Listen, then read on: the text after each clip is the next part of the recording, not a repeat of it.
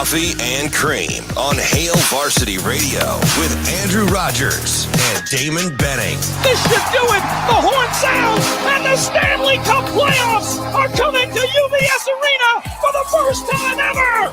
The New York Islanders are headed back to the postseason with a 4-2 win tonight here at home over the Canadiens. 104-103 Pelicans. Gilgeous-Alexander on the left wing, guarded by Murphy. Top to Giddy. Giddy to Jalen Williams, left wide open for three. Jalen Williams gets nothing but net. The big fella hits his first three-pointer of the game. Vucevic, baseline drive, pass to the wing, Beverly, touch pass to the corner, Caruso. He knocks home a triple. We are tied at 91 with 6:23 to go. The pitch. He swings and strokes it to deep left field. This might go. It's a goner. An opposite field home run. Gorman drives in two, and the Cardinals lead 6-4. 2-0 pitch. Swung on and big contact to right field. Lamont Wade Jr. back to the track, to the wall. It's gone. Maxwell swinging the silver hammer again. It's his second multi-home run game of the series. A 3-run shot, and the Dodgers lead it 8-3. Hey, good morning. Coffee and Cream in the morning on Hail Varsity Radio, powered by Currency. Alongside Damon, Benny, and Andrew Rogers, we are live from the H&H Chevrolet stage at Hail Varsity Club. How about Shane kicking off the show with an Islanders cup? He's an idiot. I mean, they were like, I don't know, minus 330 last night against. Oh, you weren't feeling confident that the Habs would pull it Canadians? off? I was like, gosh, what are the odds that there's going to be an upset? Nah. There were a couple in the NBA. No, oh, you know I will. Anytime the Canadians can lose, I'm all about it. Yeah, well, they did that last night. Shane, aren't you an Avalanche fan? Yeah. How about the Blues losing to the Stars, and now the Stars in first place? You're welcome. I was talking about that with our I still Huskers X's and O's yesterday. My man Adam. I think hate the Blues even more. I think you guys should go back and redo your was it 6-pack? Because I'm the only one that took the field against the Big Four. You did. That's correct. And you guys are still cool with that? Yeah, I'm still confident in my Big Five prediction. Well, it's not really 5. Yeah, but 4.5. One team's still going to be there. Yeah, and neither one of ours is. Right. Yeah, it was the end of a run. It was a good run, man. What's that? 16 years. Yeah, it's a lot of postseason berths for the Pens, but can't lose to the Blackhawks. Blackhawks are they're doing their franchise a disservice too. Leave it to Verzal to be a thorn in my side. We want to get as close to Connor Bedard as we can, but I also want to ruin playoff hopes. So how can I do both? What did Lovie Smith once utter? What do you want me to do? Try and lose? Yep. We don't need the first pick. Nah, we're good. Fortunately for the Hawks, there is a lottery, but the percentage points go down. I'm still mad. Thankfully, the Dodgers hammered at the El Gigantes. And Max Muncy looks he's as good as ever. He's streaking. I told you, coming in a couple nights ago, he came in hitting $1.25. Yep. I mean, nowhere to go. Carried that over from last season. Nowhere to go but moving on up. And I got to have some speaks. She'll be at my she'll probably be covering the event. I don't think she'll be, because I'm at a table with some people from Channel 7. You're going to have some speaks with old Ellie French. Okay, I've done her a few solids. Need a little one-on-one time. Yeah, bro. The repeated "I hate the Dodgers" tweet. Like, what are we doing? It's not necessary. That's overkill, Ellie. It's on and cracking tonight. I tell you. I don't even. You ever kind of been excited about something, but then kind of dread it at the same time? Sure. Plenty of times. Plenty of times. Yeah, big event tonight at the Jet Awards. Yeah. So tell me. No. Okay, we'll move on. What? What? I need an electrician first. Can you get me an electrician? Are you an electrician? Are you serious? I was going to ask you about an electrician. Were you really? I had an electrician stop by the house yesterday because I need an exhaust fan in my bathroom. A pardon? An exhaust fan, an electrician. That's the thing you turn on when you want to go to the bathroom? Yes. Okay. Or when you take a shower. An exhaust fan. Mm-hmm. Okay. And I don't have one in the master bathroom. It just didn't have one in there. So I had to call somebody just to get an estimate. Guy comes over. I can't believe we're talking about an electrician right now. Guy comes over and... Wait, did you call him or he just... So I filled out... He was like, oh boy, I'll Poltergeist 2 just strolling through the neighborhood. Yeah, he's like, I can tell this master bath doesn't have an... They're going to die in there. No, so I filled out a form, what I thought was on a company website. Turns out to be one of those forms that get sent out to everybody. So now I'm getting phone calls. Didn't I tell you about this with your fiance and her filling out what she needed and getting flooded with calls? I told you about that. Yep. But I was on a company website, but I just didn't read the fine print below that's like, we'll also send your information to this place, and this place. I'm like, awesome. Anyway, this guy comes over, gives me an estimate, and I want you to tell me if it's outrageous. Bro, do you know who you're talking to? I do. But like, I want you to I have some friends I can ask. Right, and maybe that's what I'm trying to do through you right now. Like, even our listeners, if you're an electrician out there, help me out. Help a man hopefully out. mine's a lot easier. $911. Yeah, that sounds like extortion. Yeah, I'm thinking so.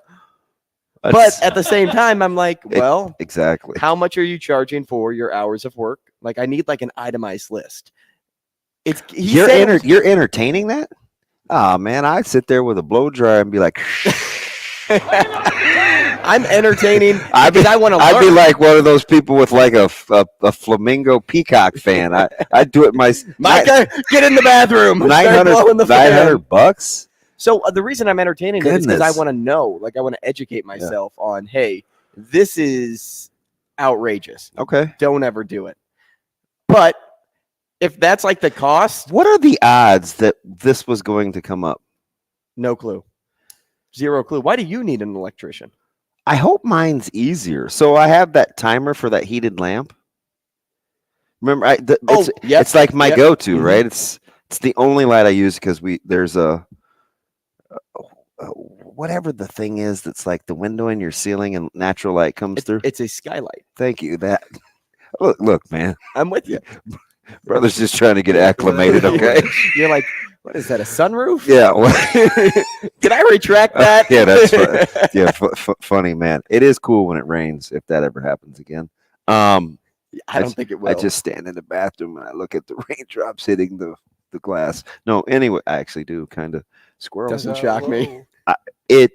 So I thought the light bulb went out, but it didn't. I, got a new bulb and put it in, but it only stays on for like 2 minutes and it cuts out. So it's obviously like a fuse, right, or something like that, because it Yours has a little. Be a much easier fix, man. From your lips to God's ears, because I'm not doing anything for. Well, I'd do a lot for $900. I wouldn't get. Well, my guy said he's got to run wire from the attic through something, and I'm like, yeah, I just want to like a simple, just swing by, man. 15 minutes. No, I'm gonna find somebody. Hopefully. That's one thing. I don't have a guy. I have a guy, but I don't know if I have an electrician,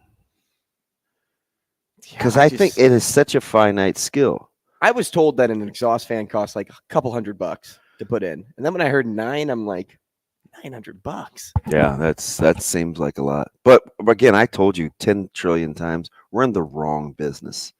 We need to have gone back to do a trade, like HVAC, an electrician, something like that. Those jobs will always be there, man. And those guys and gals, they stay paid. And wouldn't you like to be able to do something that only a few people can do? Mm-hmm. Right? It's nobody can do that. Hey, nobody can talk. Like my barber will always be in business because he's spectacular and people will always need their haircut. Mm-hmm. Like, just to be able to provide a service that people will always need. Yeah, and it's screwing up my timing. I mean, that's number one, because I set that thing and I can do 15 minutes from the time I close the door. Okay. Right? It's 11 in the shower, depending on if I brush in the shower or not. Sometimes I'll do it out, and like 3 to get dressed. Then I clean up, make sure nobody knows that I was in the bathroom, and I'm out. You got 60 seconds to get it done. Roughly. right? Like it's screwing up my. I feel like I've been in there longer because I know when the light cuts off, time to get your butt moving, right? Yep. I'm running wonky. It's not helping. I'm running about 4 minutes over. You're normally on time too. Yeah. Oh, for sure. I had to throw the towels in this morning, so that threw me off. I had to be out of the house, man. It's 6:27. Pretty exact. Why? 8. Just how it works, so now I make a game out of it. I mean, why else? I make a game. I compete with myself. I don't have a good reason. It's kind of a stupid time. At 6:27. Well, I'll tell you what. When the clock do you know? Okay, be honest. Full disclosure, I'll tell you. Okay, so like it started to kind of be a thing. Like it happened like 7 or 8 days in a row. It said 6:28. Then it turned into, well, I see the same 2 cars along 108th every time. Like, do they leave at the same time? So I would just see if I could catch them. And I quit trying after like about 3 weeks. You spent 3 weeks trying to match up? Yeah, just to see, like, because I think I don't know. It would have taken me. What else are we gonna do? What else are you doing at 6:30 in the morning when you're not at work yet? Oddly enough, I'm just driving to work. I know that sounds crazy. At my old job, I used to see the same 7 or 8 cars on the way to work every time, and it just has not happened for me yet. Huh? And I drive the same way to work. Well, and by the way, real quick, I went your way down Harrison to go through the neighborhood. I've gone a different way 3 times. I quit. I don't know if it's faster or not. I veer left by the park. We're talking. Anyway. We're just rambling. Mm-hmm. I'm on Harrison, heading east. I don't veer. I don't take that left in front of the park by the Crunchy Cream Chicken gas station. Yep. I go to 108th and Harrison and hang a left because the 3 times that I've tried it. Because who said it was shorter? You or Bill? Bill. I don't remember which way I went the day before. Well, there's usually that one light that you don't want to hit and sit at. So if you leave at a certain time, 6:27, that's 124th and Harrison. Yeah, there's a light though right at the storage unit across from the dealership. That light right in the middle between Casey's and Giles Light. You know what I'm talking about? Yeah, I don't go that way. Okay, well, why do you go so far south? I don't. But I'm saying when I drive home sometimes, like I would go straight past Sports Clips, Jimmy John's right here, the Sonic, take that back road by the new soccer fields all the way up to that light. That light will not turn green to go left. It just won't. I sat there for 7 minutes one time and let the light turn red on the main road, and then it turned green for them before I got to go. I was so mad. Never going that way again. Hey, my man Asian Wyatt said use homewise.com. It's a great estimator for construction stuff. I use it for work a lot. And I'm telling you, when Wyatt is particular, he's particular. Homewise.com. And my man Cody, Premier Electric or Gateway Electric, 2 great companies. They do electric in all houses that we build, which is 300 to 350 houses a year. LOL. God, that's a lot. No wonder he's always ripping and running. Now that dude gets out of bed early. Well, Cody? Construction? Well, he works on homes. That dude's constantly on the hump. He may call us this morning. One of the legendary coach retired, so he may want to talk to us about Mike Denny. Sure. Give us a ring, 888-638-4876. Did you see? There are so many people smarter than me. Life is great. Did you see the White Sox game yesterday? I saw Kyle a bit. Farmer I saw smoked in the face. I saw bits and pieces. Do you know what I thought of? What I think of when I saw that? When you saw him get hit in the face? Yeah. We just had this conversation. Aroldis Chapman or Mike Tyson? Oh, yeah. Sure. So guess what I immediately thought? I may want Mike Tyson. Give me Mike Tyson. But remember, my quantifier was you couldn't hit me in the face with a baseball. Right. You have to hit in the back is what he said. Now, Kyle Farmer is in the process of getting his teeth reconstructed. Yeah, bro. Oof. I've been that guy. These are veneers. Are they really? Yeah. Not clean, smooth. Did you hit the bar on your helmet? Well, I can't really remember exactly what happened, but I got my mouth. Everything got dislodged at in an arena game. I broke my nose too. That's why I have nasal or Man, I have fiberglass stents. I'd have to guess then that your mask just kind of came up. So after that, I was a visor guy for like one night in Florida against the Gators, and I took it off immediately. Thought it was cool. It's pretty counterproductive. I couldn't see my hand. It looked great on TV. Couldn't see my hand in front of my face, so that like disappeared in a hurry.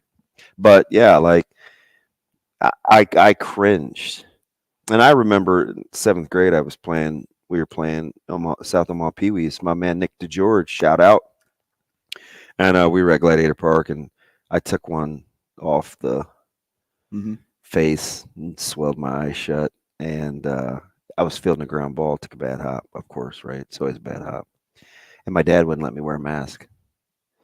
So I missed one game. I remember it was like a Tuesday or Thursday. And by the weekend I was playing and still a little gun shy, but there would be no mask with old Dr. Benning. It was back on the saddle. So left some dirt on it. So I feel for those guys that get hit in the face. You know what I mean? Scary, man. It reminded me of like when Rocky was hitting that meat. And did you see the original Rocky? And he's like punching those sides of beef. Oh yeah. Like the slap when a ball hits your face like that, it's like, ouch. Ashley's dad, when he was playing slow pitch softball, just rec league stuff, got hit like, I don't know if it was like a centimeter or two lower than where his temple is, and like it instantly died on the spot. Just a ground ball coming through, bad hop, tunk into the head. Had to go to the hospital. Very scary situation. Yeah, but yeah, there's the I don't know if you remember, but there's a little deal that runs along the side of your temple that connects to your brain, where if it gets hit just right, it turns out the lights. Like that's what happens to boxers. That's what happens to boxers. Doesn't matter what kind of chin you have. When you get hit like right there, like I'm trying to do it, but really I'm not, because I don't want to. And sleep. Like it's uncontrollable. Yeah.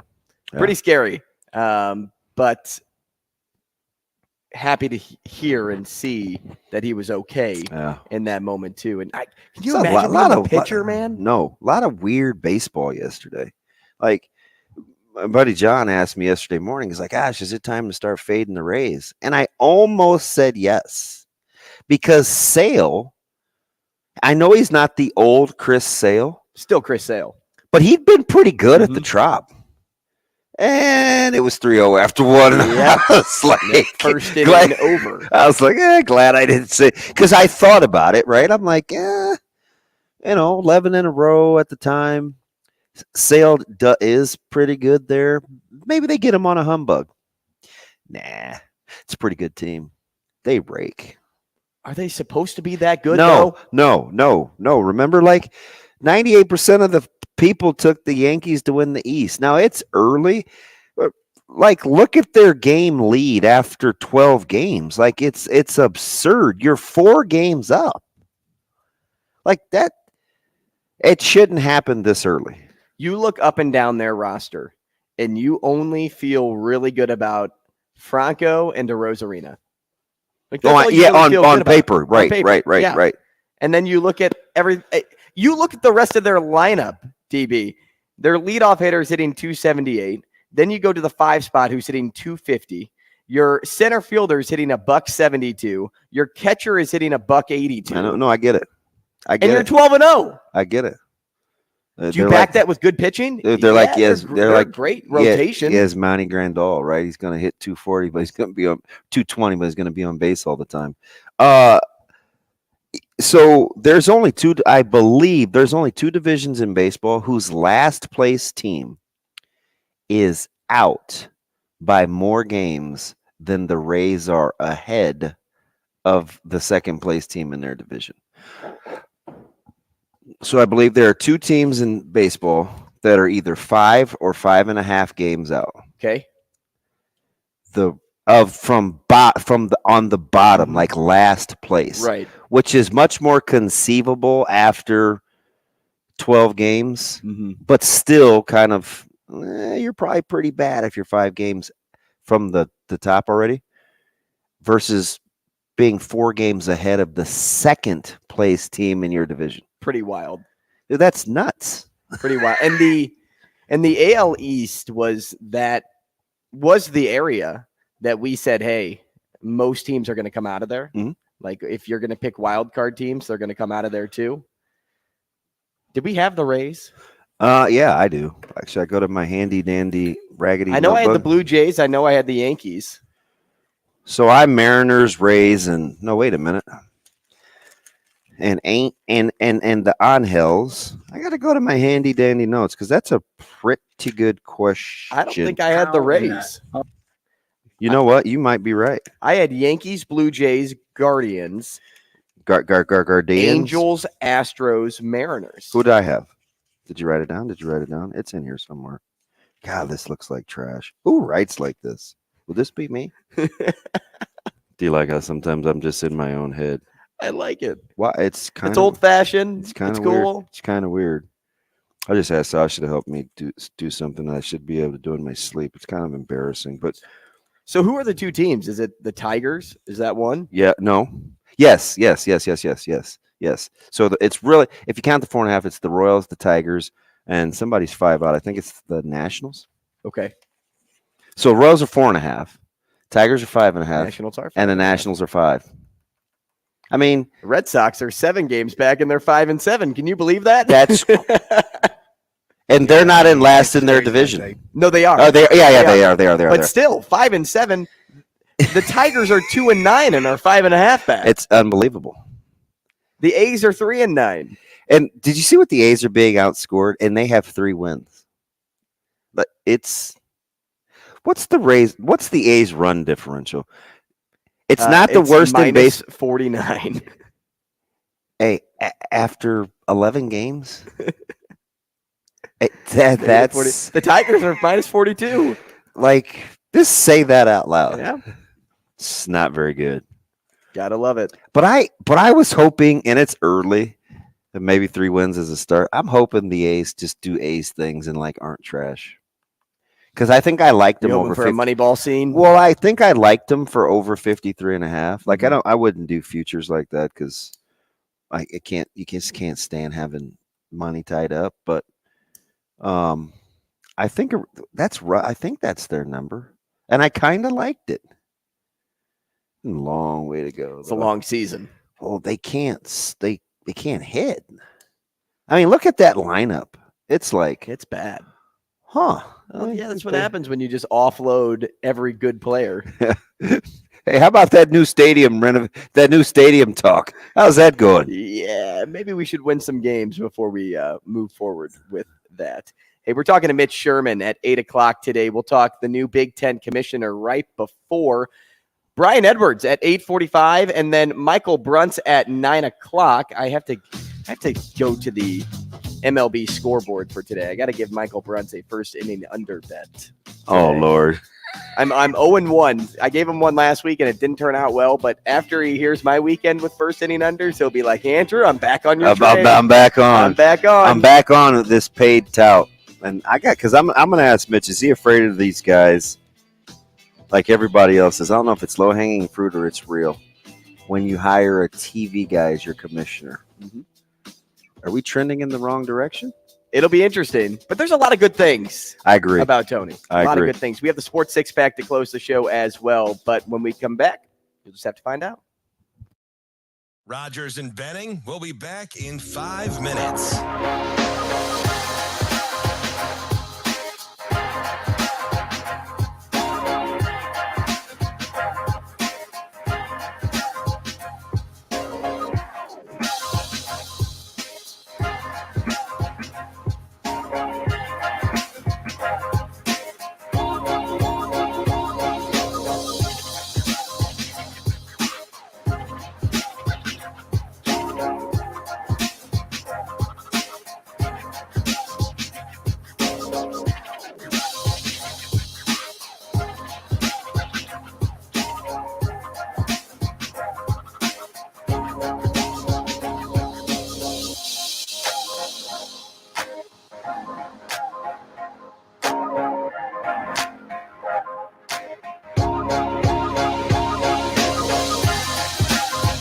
Rogers and Benning will be back in 4 minutes.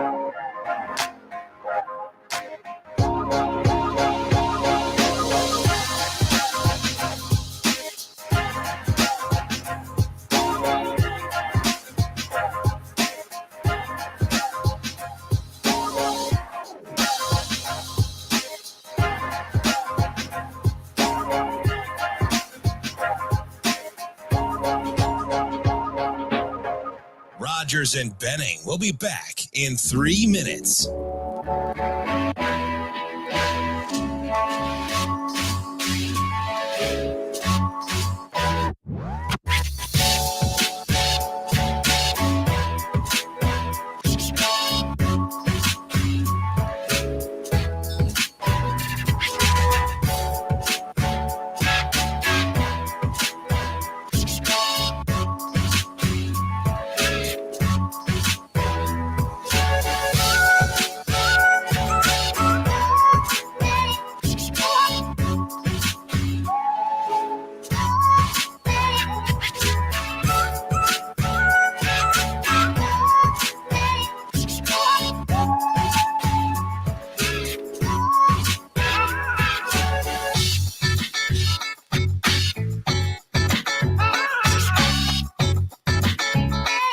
Rogers and Benning will be back in 2 minutes.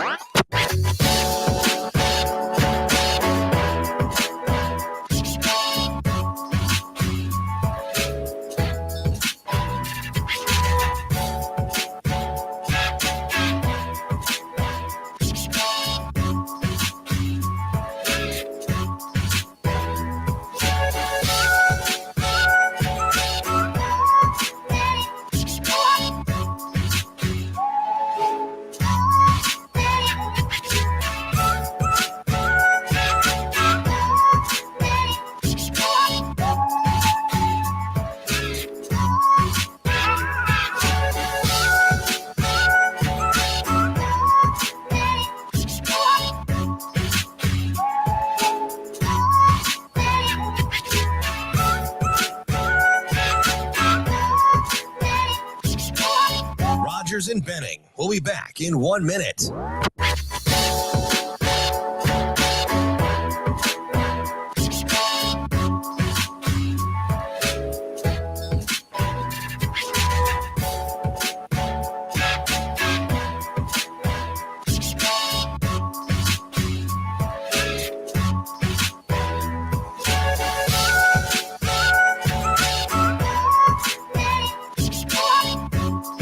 Rogers and Benning will be back in 30 seconds.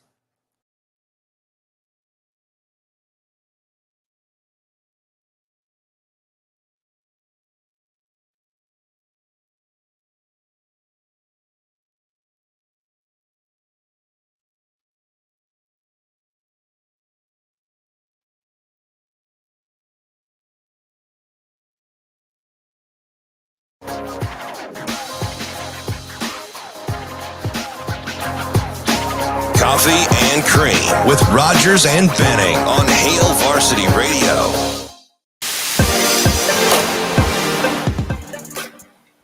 Hey, welcome back.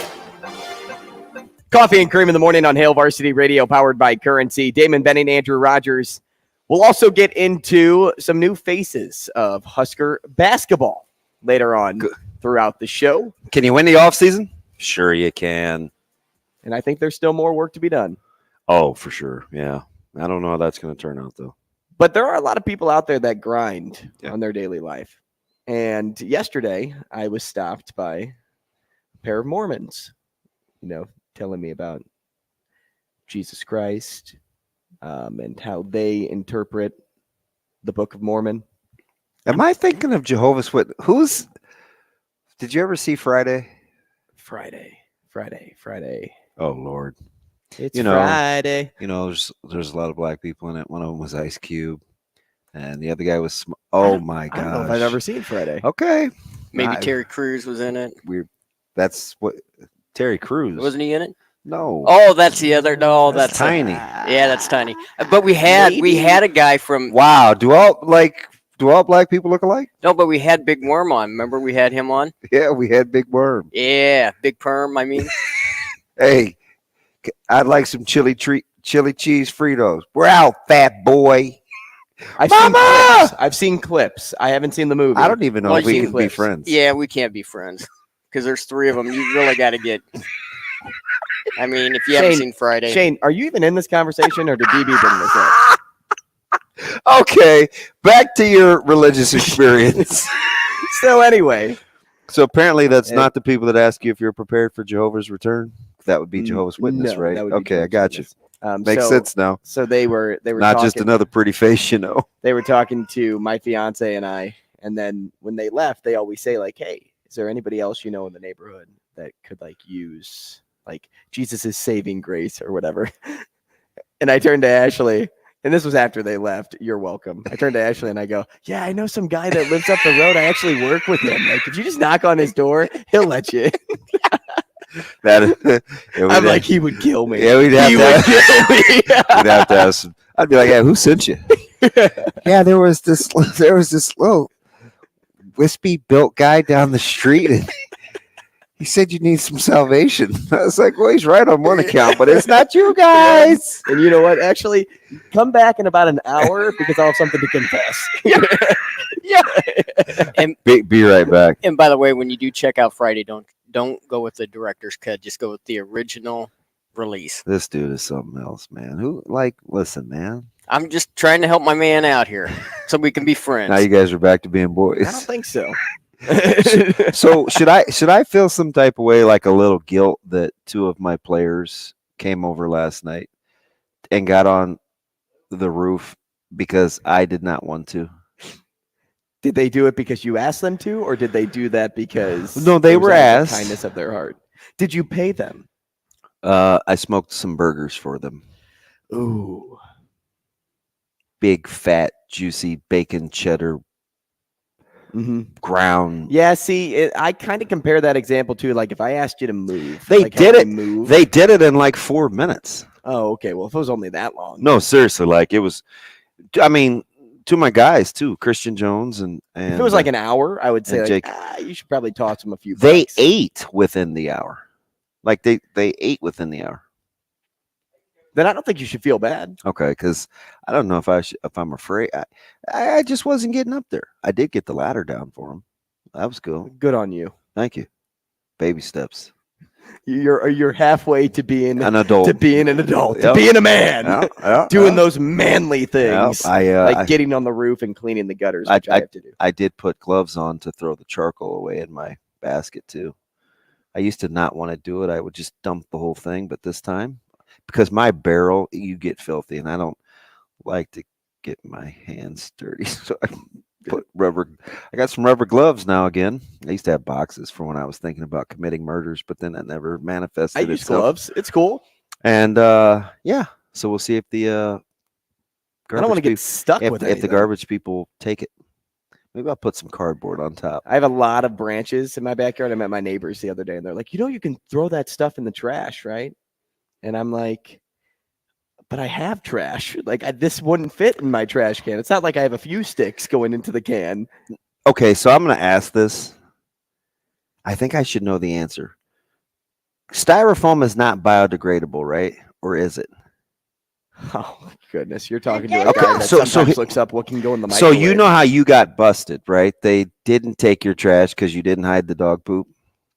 Okay. So I had 1 yard waste removal. Well, this recyclable with the cardboard and the styrofoam and stuff. Sure. And then the regular trash. So when I got home, take the trash cans in, the styrofoam was in the regular trash. They made a conscious effort to take the styrofoam out of the recycling. bin. So it's not a recyclable? I guess not. Well, actually, no, because I get styrofoam cups at QT all the time and I throw them away. So yeah, that would make sense. But they went out of their way to take it out of one and put it in the other. Hey, they're just looking out for our planet. And left it.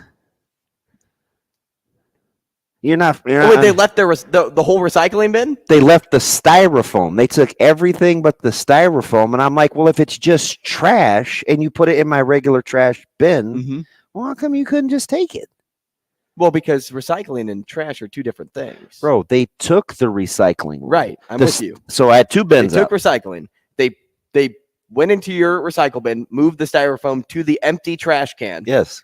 And then poured in their recycle bin. And now you're left with an empty recycle bin. Yes. And a styrofoam in the trash can. Just the styrofoam. The trash was. Right. Unless the trash people came first. They probably came first. Oh, see, that's why you got to block. That's why I got to process these things. That thing wet. That would be my guess. That thing wet, man. That thing wet. You are so childish. wrong. Yes, I feel like we should talk sports. Let's go to. But it's a lot. It's hard to talk sports when you get all your world's problems solved. Yeah. You know what? I feel like some people out there. He'll know. He'll know. Let's go to line 1, Shane, and talk to Cody. Cody, good morning. You're on the show. Cody. What's up, Cody? Looks like I'm going to have to reboot this again. Good job, Commander Shane. I want to talk to Commander Cody. I guarantee you he's gonna answer the phone, and he'll answer like all 3 of my morning questions. He'll just. Do you have an electrician? 1. Yeah, he's that dude. Like, 2. Let's talk about retirement. Yeah, it was a great. And I forgot to call my mom, and because she's got a ridiculous affinity for Coach Denny. The long time Omaha great that has retired at Maryville. Mm-hmm. That's actually 20 minutes down the road from where I grew up. Maryville. Really? Mm-hmm. Small world. I know. Do you know Go Saints? Do you know what comedian? No, you didn't see Friday, so I know you don't know what comedian that is. It's Robin Harris. Yes. You do know Robin Harris? I know the name, but I've never seen that clip. Yes, I will admit to that. Shane, because I haven't seen a movie doesn't mean I don't know what the comedian is. Shane, do we have Cody? No, he's still rebooting the system. What takes him so long to answer? Shane or Cody? Shane. I'm just rebooting over here. Rebooting. So can you win the off season already if you're Nebraska basketball? Because that's what you want to go to Cody. Let's go to Cody. All right, let's go to Cody. I like that we asked a question. He's just like, no, we're gonna do this. Dude, we totally don't run this show. Cody, good morning. How are you? Good. How are you guys? Oh, you're just kind of moving along here this morning. How about you? Hey, I will trade you an electrician if you know a good ear guy, because I think I'm deaf from the noise that just came through when the call dropped. Oh my God! I do have a great ENT. His name is Dr. Wehrman. He's over at Children's. He's fantastic. I think I'm a little old for Children's, but maybe I can use Stetson. Dude, I tell that to Shane all the time, and he gets by. You'll be all right. It's all size. Hey, no, I was just calling to talk to little Mike Denny. Yeah. And just what a tremendous career, a tremendous guy. Just everything. You talk to, I mean, obviously, you know the guy. You've been tied with UNO's program forever. Mm-hmm. Talk to anyone that knew him, and wrestling will never be the thing that come up. It'll talk about how genuine of a human he was, how much of a leader, like just about everyday life, teaching guys lessons. Yeah. And then you add in on the wrestling and what he did. So, like,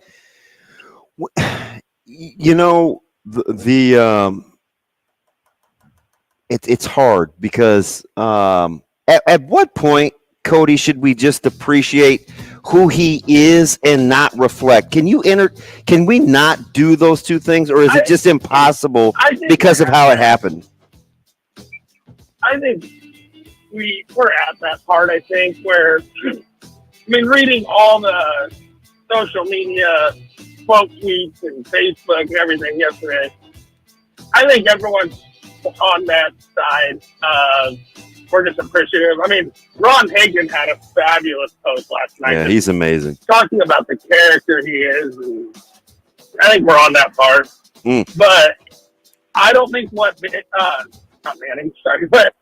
Denny did can ever be topped. I mean, his first year, UNO finished 12th in the country. Yeah. His next 30 years, they never finished worse than 7th. Yeah. He's no question. You know where that place is in my heart. It's towards the top. That's a close one. Appreciate you, Cody. Thanks. Yeah. Very committed to student athletes. Coming up next, we're talking the Big Ten commissioner.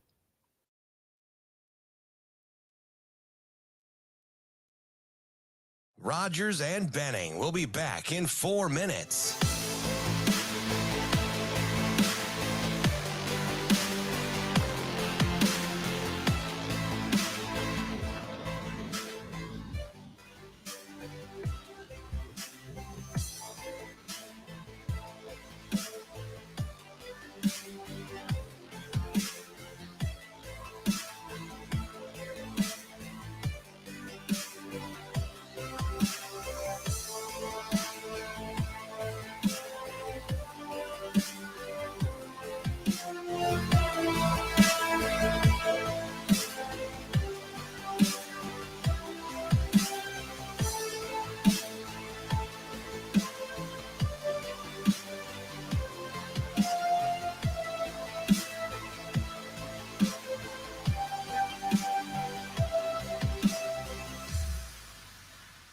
Rogers and Benning will be back in 3 minutes.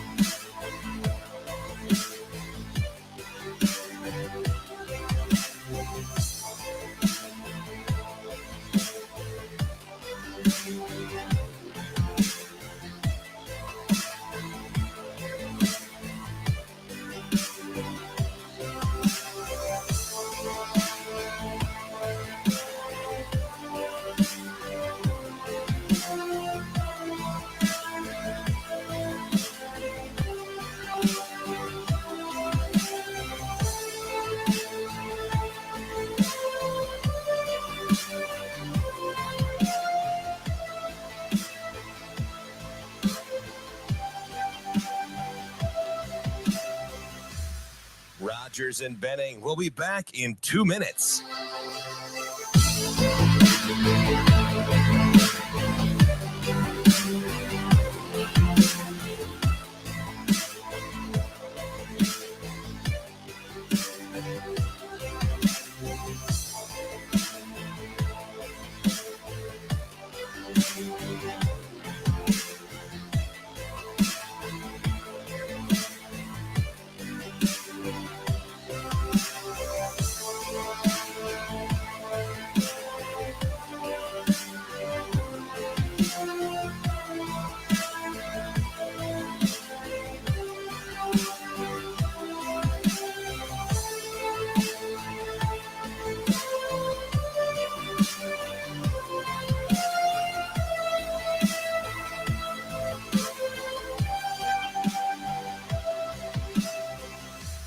Rogers and Benning will be back in 1 minute.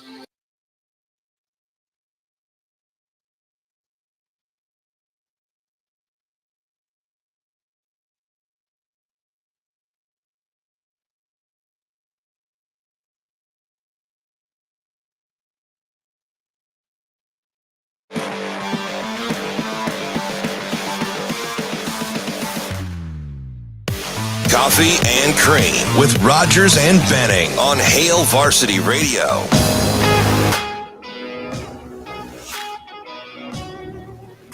Coffee and Cream in the morning on Hail Varsity Radio, powered by Currency. Damon Benning, Andrew Rogers. Go ahead. This just in. Apparently, I'm not very smart. Oh. So, but by the way, though, like, if you're friends with somebody and they called you a dingbat, like, when have you ever heard that term? Yeah, it sounds like something that your mom would say. Mom or dad would call me. Right? Yeah. He's younger than me. Who says dingbat still? Gosh, what do I He's say? like, they come at different times, dingbat. And I'm like, all right. But just like I said on air, I did not. They usually kind of come in like succession, like, and typically recycling comes first. So that probably is the better answer. I know they come at different times, but what was dumb that I was saying was I didn't even realize that's what happened. It's all right. Sometimes when you get your mind stuck on something, I just was like, God, I said that else. That takes a lot of nerve because I've never seen them get out of the truck. So when you told me that you got caught, yeah, with the old poo poo, couldn't believe it. I was like, dang, man, they take some time. Usually they just drive up, those arms come out, and it's like, right. And why would it matter? Because they're all in little bags. Like everything's still in a bag, but they wanted it in one big bag. Yeah. So my next project, I call my sister. She'll know. So what is it about? There's something about styrofoam. Thomas on YouTube says it's very much not biodegradable. It is nearly indestructible. It just gets smaller and smaller and smaller. Makes sense. There you go. That's the smart guy. He's the guy that told me the Pujols contract. See, I need to be. You need to be friends with Thomas. I need to be friends with people like that. I do. I'm serious. Smarter people than you. Yes. Surround yourself with smarter people. He's one of them. Do you not hear some of my questions? Like, there's. Did you hear some of mine? I haven't seen Friday. Although at least I knew Terry Crews wasn't in it. Well, you know. You didn't know squad. Shane, who's Tony Cox is in it. Hey, yeah, Tucker's in it. Speaking of Miss Parker, you just looked up the cast, Shane. Miss Parker's in it. Didn't have to look her Shane, up. I know Miss Parker. All right, now wait, Shane. Let's Miss test. Parker's. Let's test your knowledge here, Shane. Speaking of Tony's, what part did Tony Petiti have in the movie?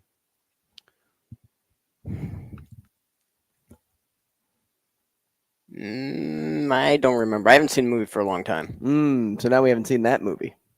We haven't seen Tony Petitti? Yeah, we haven't seen that movie of when he becomes the new commissioner. I got the email yesterday. Wanting me to join the conference. Oh, put in for my press pass. Yeah, but are you going to Illinois for it? No, not going. I said, thank you, Big10.org. Got the email. Oh, man. Yes, there's a new Big Ten commissioner, and his name is Tony Petitti. And I'm going to say, if Dingbat's the worst thing you get called today, you're living. Yeah, you're living well. Hey, I think Petitti seems like a safe and solid hire. So I don't know, man. So when it started to leak over the weekend, it was like so the first thing I immediately thought was, man, TV exec, experience, contracts. Oh man, like what about the actual play? But I kind of talked myself off the ledge because I'm still not sure where like athletics and some of these presidents are in the Big Ten. I don't know if they're on the same page or not. So maybe like if admissions are down and it's all about generating revenue and the universities are going to get more money, like maybe everybody's on board. I just don't know all the dynamics. I know a few of the schools, but yeah. Generally speaking, I just don't know about those dynamics. He's very smart in regards to understanding what deals come with what sports and being a part of so many different sports. Obviously, he was with Major League Baseball, but when he worked in TV, he oversaw acquisition rights for the college football playoff, right? Yeah. For one, the Little League World Series, March Madness, the things in the NFL. There are things that he probably knows. He's so widespread in his knowledge to where with this new TV deal, even though it's in place, you still have to find a way to navigate it, right? You still have to find a way to continue to generate money and generate revenue. And so I think that was probably the biggest pull in this case for the conference to say, hey, he's the guy. He may not have that so-called on-field experience, but if we have somebody that can micromanage this new TV rights deal and then put his hands in other baskets while he does it, it's a smart hire. I think it's a really smart hire. I'm a fan of the guy. I'm cautiously optimistic. I mean, knock on wood, hopefully we don't have to navigate a pandemic again. But I wasn't as down on Kevin Warren as some either, because I think... Nor was I. Well, and I just thought... Took way too much heat. And we got into this pretty good, so I won't rehash it. But I think at the end of the day, the Big Ten Conference is in a better place than when he left it. Now, you can haggle and fight and him and haw about who gets what credit, but when you start getting down to that, how bad was he? I mean, if you're really getting in the weeds. Yeah, let's go 3 years' time. What did he accomplish in 3 years? He may have made you mad at one point, but what did he end up accomplishing? I think the Big 12 is definitely is positioned in a. I mean, when you look at like what's going on with the Pac-12, are you not mortified? Like, how is this going to work with them being a viable conference? It's a mess. We're talking CW, and no disrespect, right? I mean, CW is in. I would venture to guess that CW is in more homes than ESPN2, but this is where we're at. You want to settle with CW? I like Kliavkoff. Like he's a good leader, and he's kind of this mold that we're talking about in terms of commissioners, right? His experience, his background. I just think that's the way athletics are going, because it's not so much about. I just think we're being disingenuous to be all up in arms over, academics and amateur status when we're not moving in that direction.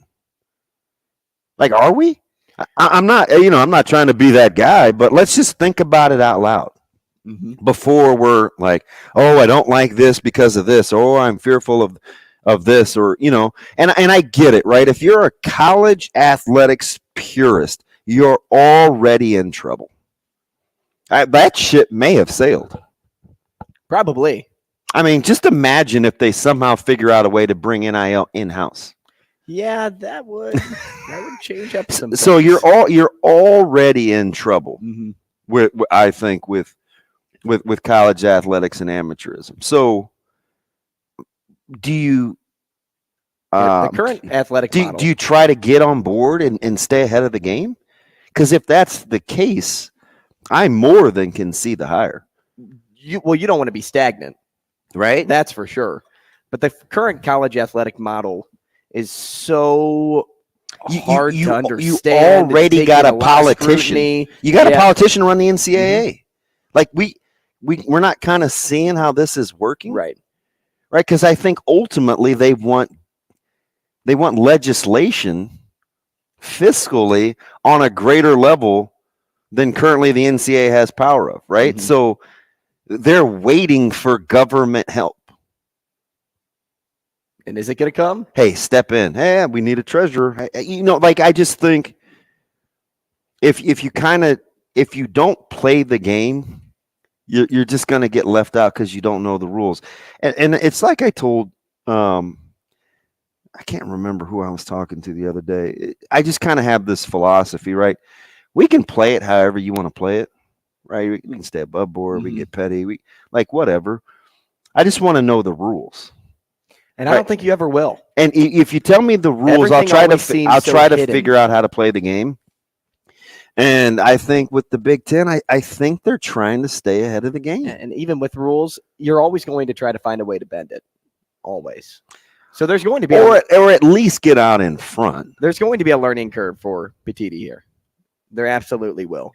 As you mentioned, NIL. I mean, what is NIL? Are we still unsure about what that is? There's just so much uncertainty to kind of like get out and instead of just scribbling it down and erasing it, bolding it. There's nothing bolded right now. Now, with all of the big media deal, right? With that taken care of and the expansion of the conference, with all of that taken care of, there's a couple of priorities that will have to be first checked off his list before anything else. It's one, making sure that transition is seamless for USC and UCLA. And the second one is, with all of the uncertainty in sports, you have to keep the Big Ten where it's at, like in its prestige. Like those are I think his two biggest priorities right now. I still have a hill that I'm trying to die on. Because I said it 2 years ago and I want it to come to fruition. It wasn't 2 years ago. I've been on this and I said, I'm not wavering. Because I thought Washington and Oregon were a done deal, pretty much when I do remember SC alluding to that and UCLA came. So I still think like the Pac-12 will lose a couple of more teams, and I think they will ultimately be in the Big Ten. But as long as this media, you're talking about a seamless media rights deal, I think at some point it's going to include acquisition. Right? So I could see it. I think. I mean, don't you? Why would you want to be in the Pac-12 right now? You wouldn't. You absolutely wouldn't. There is so much wrong there. It's not even funny. And I think they have a good commissioner. I think he's just playing my man is literally playing Jack 8 offsuit. Let's ask a brighter mind when we come back. Let's talk to Mitch Sherman about this and more with the Husker football program. That's next. Rogers and Benning will be back in 4 minutes.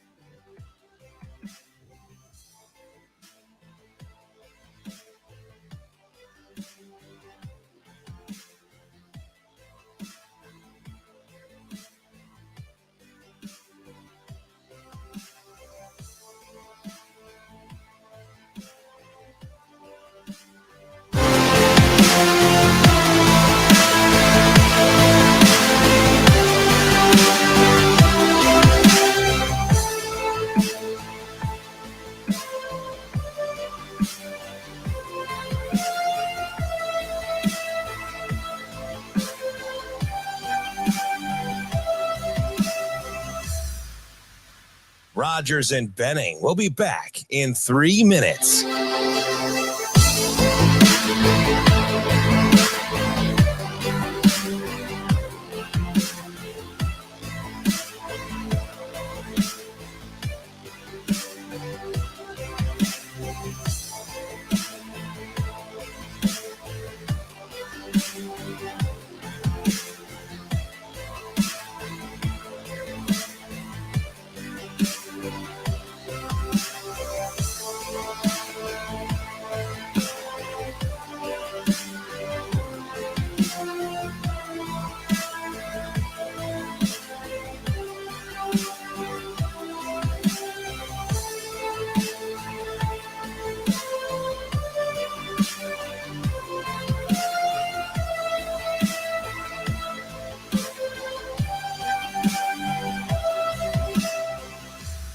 Rogers and Benning will be back in 2 minutes.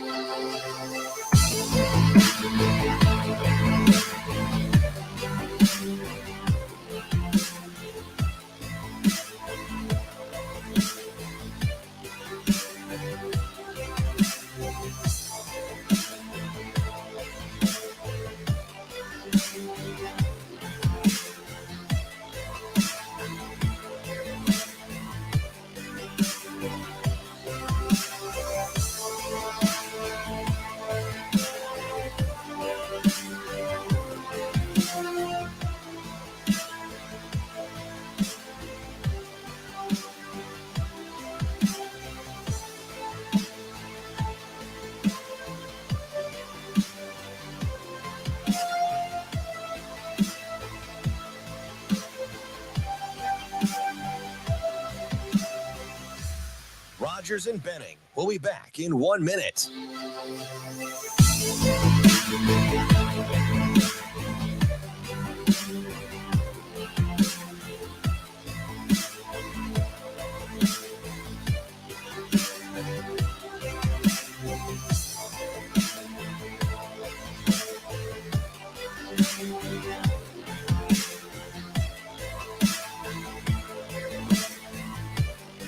Rogers and Benning will be back in 30 seconds.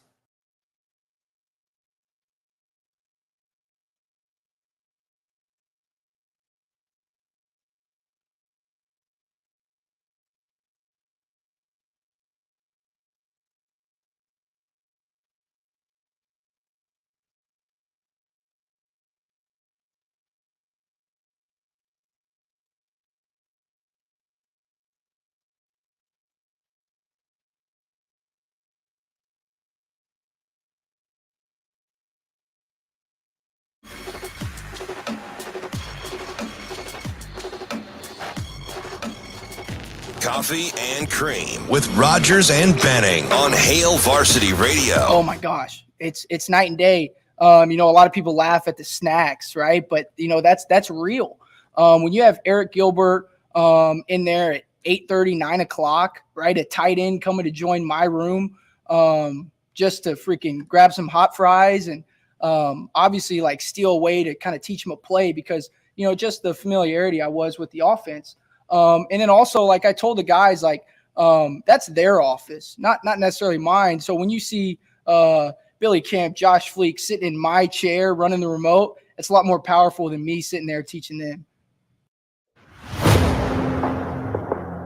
Hey, welcome back. Coffee and Cream in the morning on Hail Varsity Radio, powered by Currency. Damon Benning, Andrew Rogers. We are live from the H&H Chevrolet stage at Hail Varsity Club. Happy to have Mitch Sherman joining the show now. Nebraska and college football for the Athletics at Mitch Sherman on Twitter. Mitch, good morning. Morning, guys. What's going on? Uh-oh. Mitch, you sound like an alien. Should we bring him back? Shannon, you have to hurry. I have like 75 things I have to ask Mitch. Can we get him back rebooted? Mitch, we'll call you, or we'll get you right back to fix the audio on the link. Okay. Yeah, hang tight, all Mitch.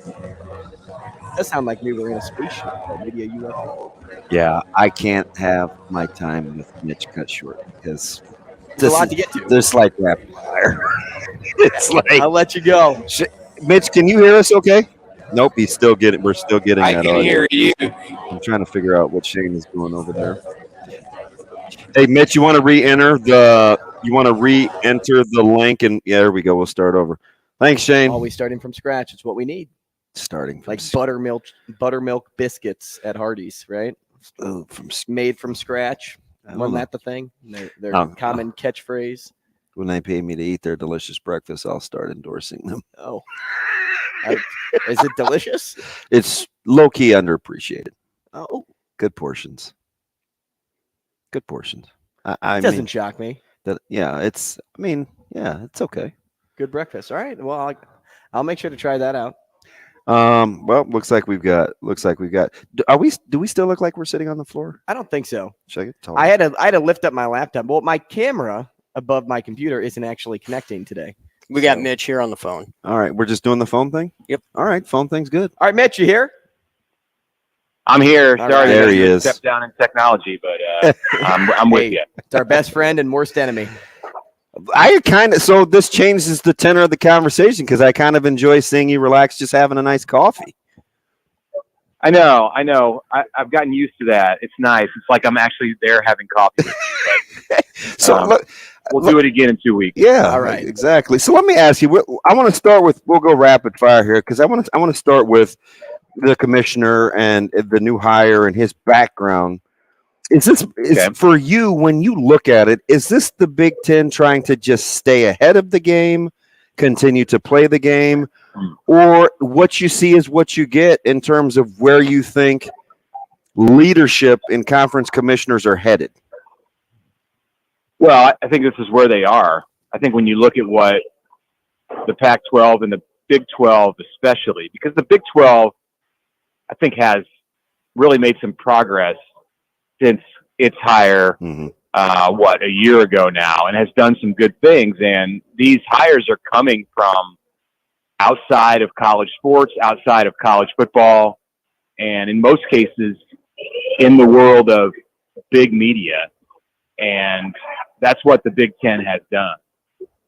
So I think the Big Ten is, not necessarily leading the way in this hire, but it's maybe taking things to the next level.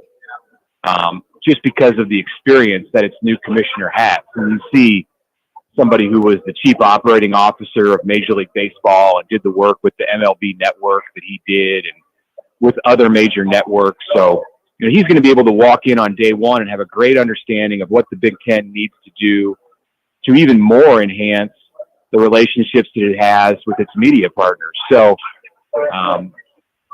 that is the priority outside of college sports today. Yeah. Outside of that, Mitch, how big of a learning curve, though, will he have once he sets foot in this role? Because he's never been an executive in college. Yeah, I think there's definitely a learning curve. He's going to have to get around to various campuses and meet presidents and athletic directors, and I'm sure he'll want to meet some coaches. But considering the background and his work in sports, just because this is college, I don't know that there's necessarily going to be a huge difference as far as him understanding what the interested parties are going to want from him as a CEO type. Mitch, what about, and I'll move on after this, what about, do you think the growth, I know obviously the easy one is, okay, Big Ten baseball has a chance to kind of maybe be better, right? But that still takes a commitment on the university level. But more importantly, what about Title IX in Olympic sports? Sometimes we kind of roll our eyes, but with compliance and the way that I think equity is moving, I think the magnifying glass has grown some. How about command in those areas?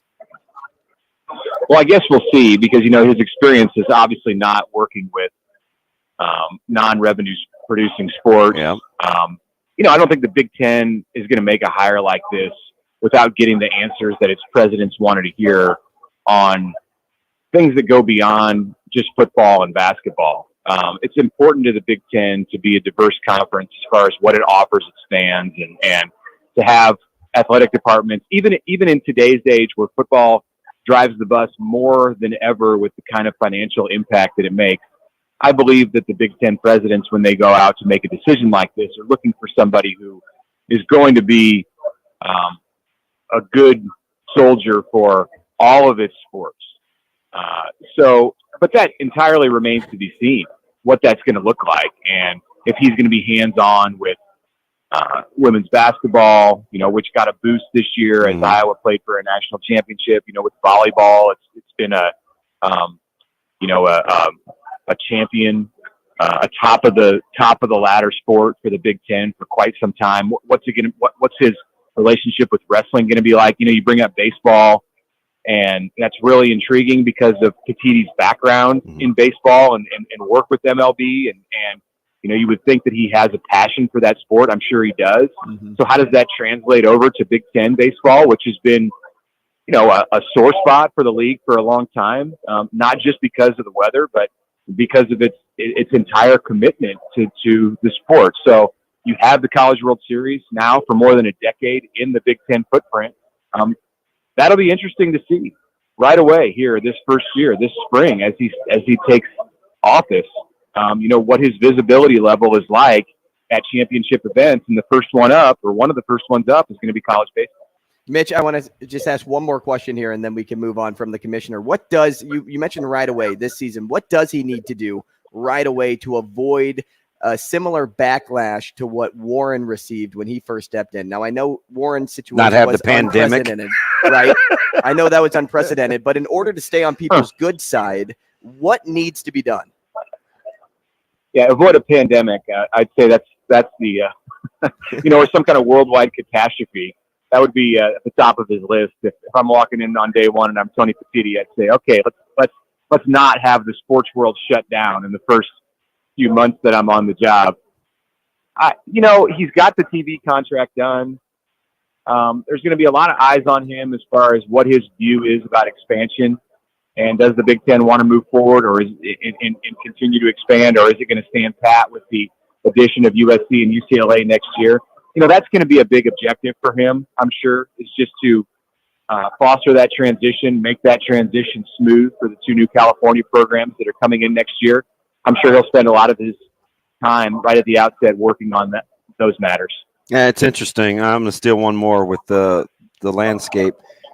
It's still, man, and maybe I'm just hearing what I want to hear and seeing what I want to see, but I still think acquisition is not done, and it'll be relatively soon. I mean, how are Oregon and Washington? Oregon is not going to play in that Pac-12 pond. Like, what do you think we're waiting on? Maybe this. It's possible that the Big Ten wanted to wait to make any kind of a decision or take that next step until it had a president in place, a commissioner in place, somebody who is going to run this league moving forward. I don't know that that's the kind of step that you want to take in seeking out another school or two schools or four schools or whatever it might be until you knew who was going to be driving the bus and leading the conference. So this could be what they're waiting for. And we don't know what his stance is. Maybe he's a guy who thinks that 16 is the right number and this is where it needs to be. And that, sometimes you can go out and add teams and potentially bring in even, cut the revenue that the current members are receiving.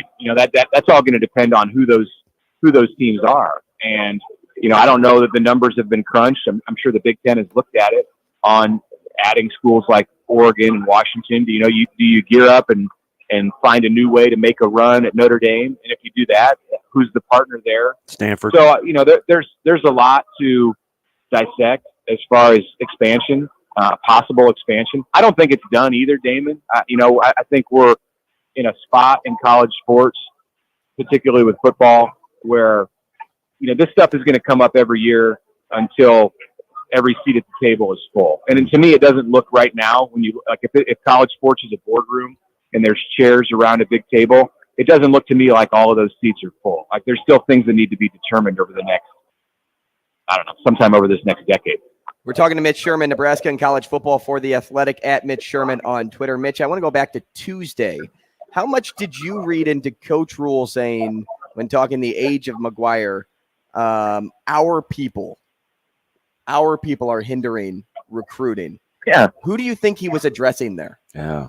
Yeah, I don't know. I mean, I don't think I don't know if he's talking about the media, and by saying our people, that's a broad definition of that, because I don't think that there are staffers at Nebraska, fellow assistant coaches of McGuire, people on the support staff who are out there pushing a narrative that his age is what defines him. But so the only thing I can think of is it's kind of a media narrative. Maybe you have a better idea than I do what he meant by that. I was puzzled. I kind of scratched my head, and I wasn't sure if I heard it right. And when I listened to the interview back, in fact, that was what he said. Or, maybe he just misspoke a little bit, and he just means that there's, Rule is very aware of all of the things that are being said and written, in all different forms of media about his program. And that's good and bad. You don't want to have, you don't want your ears to be perked up over everything that you can kind of go crazy, because you can't control what people say. And there's people who have various agendas. So that's, and that's only going to continue to get more loud as we get closer to the football season. I'm sure he'll be more focused in on, things internally, when August gets here.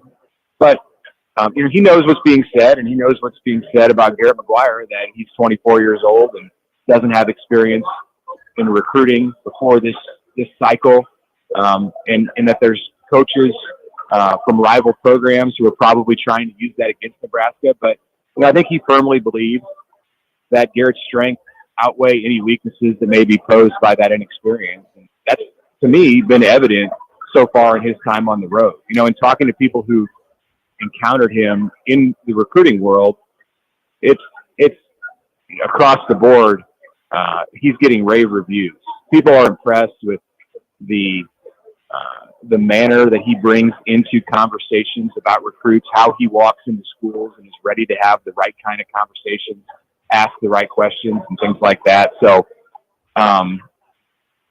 I think that stuff will work itself out. And, probably the way that Matt Rule described it in saying that when Garrett starts churning out prospects, NFL prospects, those kind of comments and that narrative is going to die down. And, he's not going to be 24 years old forever. So, when he's 25 and 26 and, doing the work that he does, I think that's going to fade away. Somebody's going to be younger than him before too long.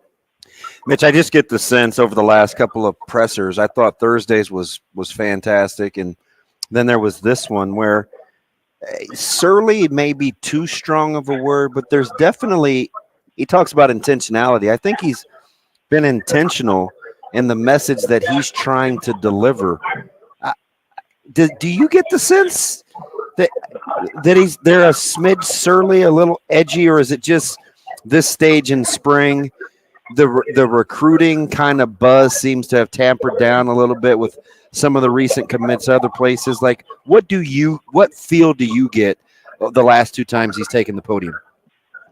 Well, I just think it's getting more real. He's getting more comfortable. It's not all going to be parades and butterflies all the way through his time here. There's going to be times where he's irritated about things. They've had, a few moments here and there in the first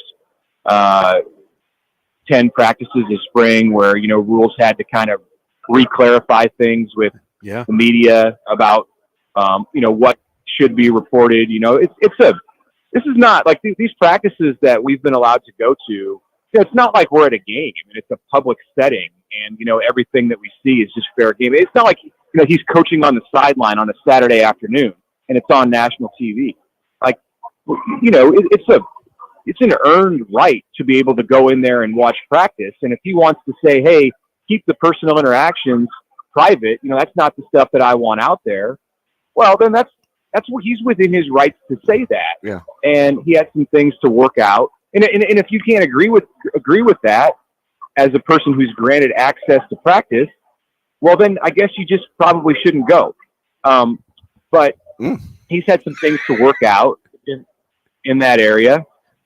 And yeah, I think that's created, I wouldn't say that it's been there's not been a lot of tension.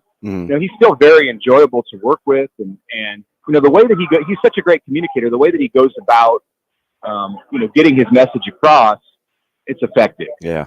And, we heard on, what's today, Thursday, we heard on Tuesday when he was asked about the transfer portal and what kind of attention he's devoting to that right now as spring winds down. I thought he was quick with his response and said, I'm not thinking about it at all.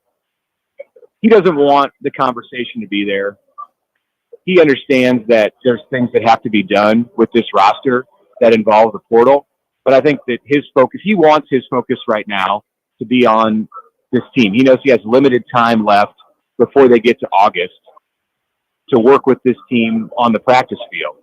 So I don't think he wants to spend that time dealing with portal issues, but that's just kind of the reality of college football right now. And in 2 days, the portal opens up again, and he's going to have things to think about. And I'm sure he's already thinking about a lot of it right now. Mitch, I know that you are close with the family, and you did a great deal covering Dylan Raiola a couple of months ago. But his recruitment is still something that people are highly interested in. And after Cliff Kingsbury got hired on at USC, for me, I felt like that could give USC an edge. But I want to ask you, because you are kind of deeper into that relationship than I am. Do you think a hire like that would give USC the edge more than, say, Nebraska right now? I don't think that's a huge factor in where he's going to end up. I agree. And we'll see where Kingsbury, how his role on that USC staff progresses. But it's my understanding that he's there as the senior offensive analyst. So he's not going to be working hand in hand on the field with the quarterback. Now, look, coaches in those roles, and you can go back to Steve Sarkisian at Alabama and his direct contact that he had, even if it was off the practice field with quarterbacks and how he helped them grow, was important in taking Alabama quarterbacks to a new level and what we've seen over the last few years. So, and Kingsbury is a guy, I mean, obviously his track record speaks for itself going back to college. And, Patrick Mahomes is the poster boy, but he's not the only one of the great quarterbacks that Kingsbury's worked with. So I think that will carry some weight with USC recruiting. And no matter what role he ultimately fills on Lincoln Riley's staff, and Lincoln Riley himself, his track record with quarterbacks is unmatched at the college level among coaches who are in the game today. So I don't think USC really could go much higher as far as what the appeal was with the coaching staff and how they might, that group might be prepared to take a quarterback to greatness. I just don't think that's where Dylan's mindset is. I think he's looking really hard, of course, at Georgia right now. And I think Georgia's the leader. I think for Nebraska to remain in a great spot, it had to secure a commitment here before we got into mid-April, or really even into April. Nebraska had its shot to kind of take that thing over, take that race over, win the race in March. And that's not necessarily because of anything that Nebraska did or didn't do in that time. It's just where Dylan was at with his comfort level and really what he saw from other schools. Georgia's done a great job of not just staying in this thing, but I think taking over and taking command. So I don't think that USC is the leader. I don't think that USC is still a factor like Nebraska's a factor. But I think if Nebraska people are concerned about another school and where he might end up and not being Lincoln, Georgia is the primary concern there. Mitch, let me get you out of here in this, just because I think he's got Coach Rhule's got a really good understanding about, Raiola. And I was explaining or intimating Monday that I think it's about timing more than anything, right? Where not enough time to really get to know Satterfield or what, Coach McGuire may bring in terms of wide receivers and all these other scenarios. And I'm just thinking with Gage committing elsewhere and I think Thomas is at Whiskey and they lost Sprague, how much of Coach Rhule understanding that they do need to win to sell a vision better than just being a good orator? How much does him understanding that and kind of embracing the challenge change the recruiting game that he can play after year one? Yeah, I think they had this idea going back to December, and it's good to aim high. You don't want to say, hey, we've played like a second-rate program or a third-rate program over the last 5 years, 5-6 years, so we should start out recruiting at that level and then try to bring it up as we improve the play on the field. That's not the mentality that he wanted to take, and it's not what he did. They set out when they made efforts with this 2024 class to shoot for the top. And I think they figured there was a scenario where things could fall into play that would involve getting Dylan on board. And, you know, in that world, you probably could have recruited above your weight, you know, punched above your weight in recruiting. But, you know, we're kind of seeing, I think, you know, it's not like it's fallen apart. I mean, they've done a great job this spring of getting players on campus. And I think that has to be the number one goal, is to get them to Lincoln, to get them to hear your message, to begin to spread the word, to just create that visibility and that understanding about what Matt Rhule wants to do.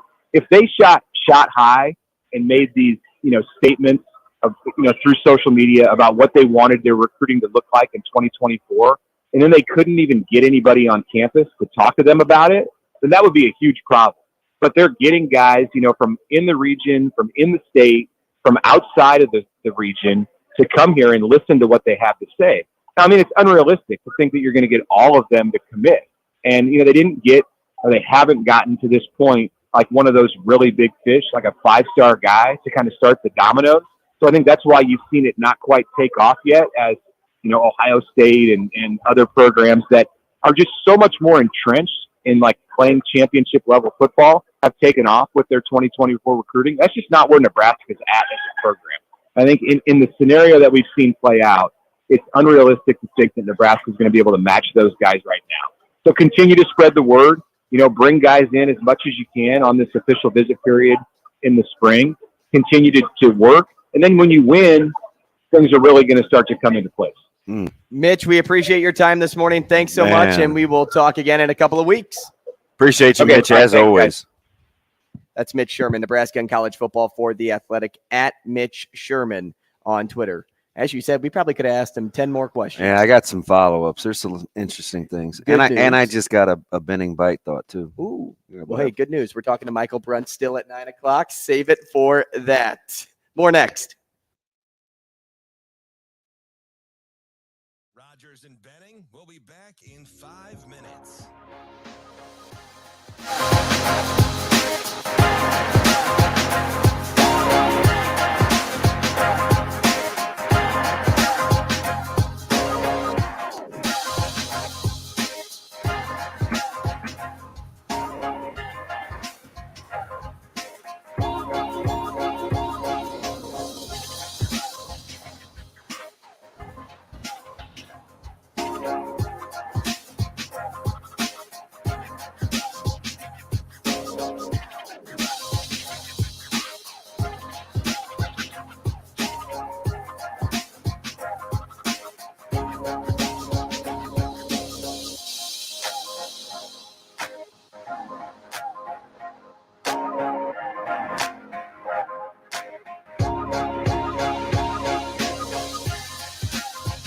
Rogers and Benning will be back in 4 minutes.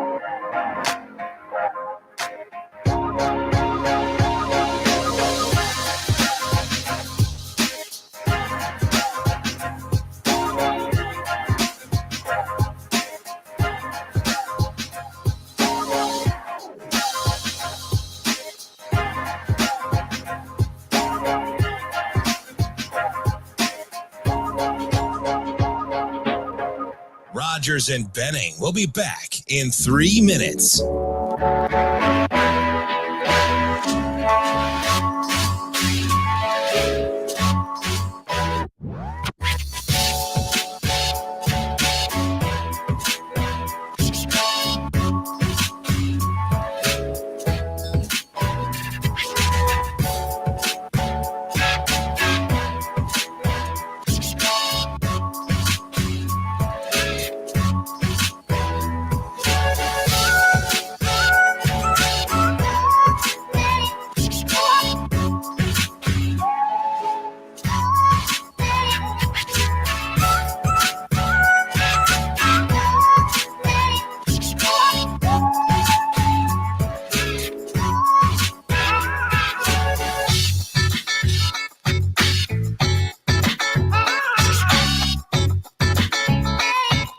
Rogers and Benning will be back in 2 minutes.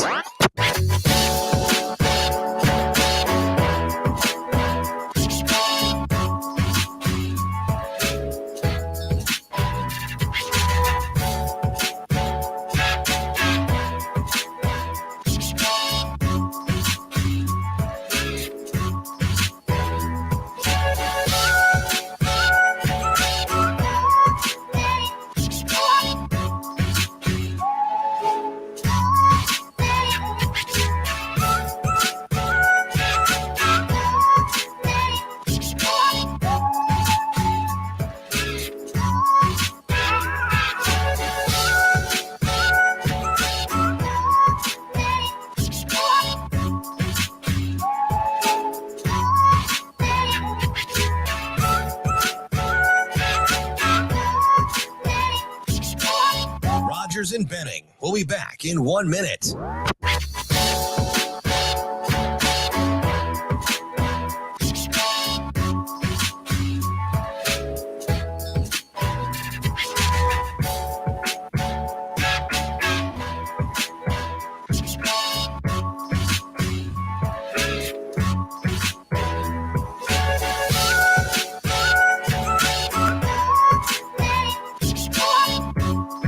Rogers and Benning will be back in 30 seconds.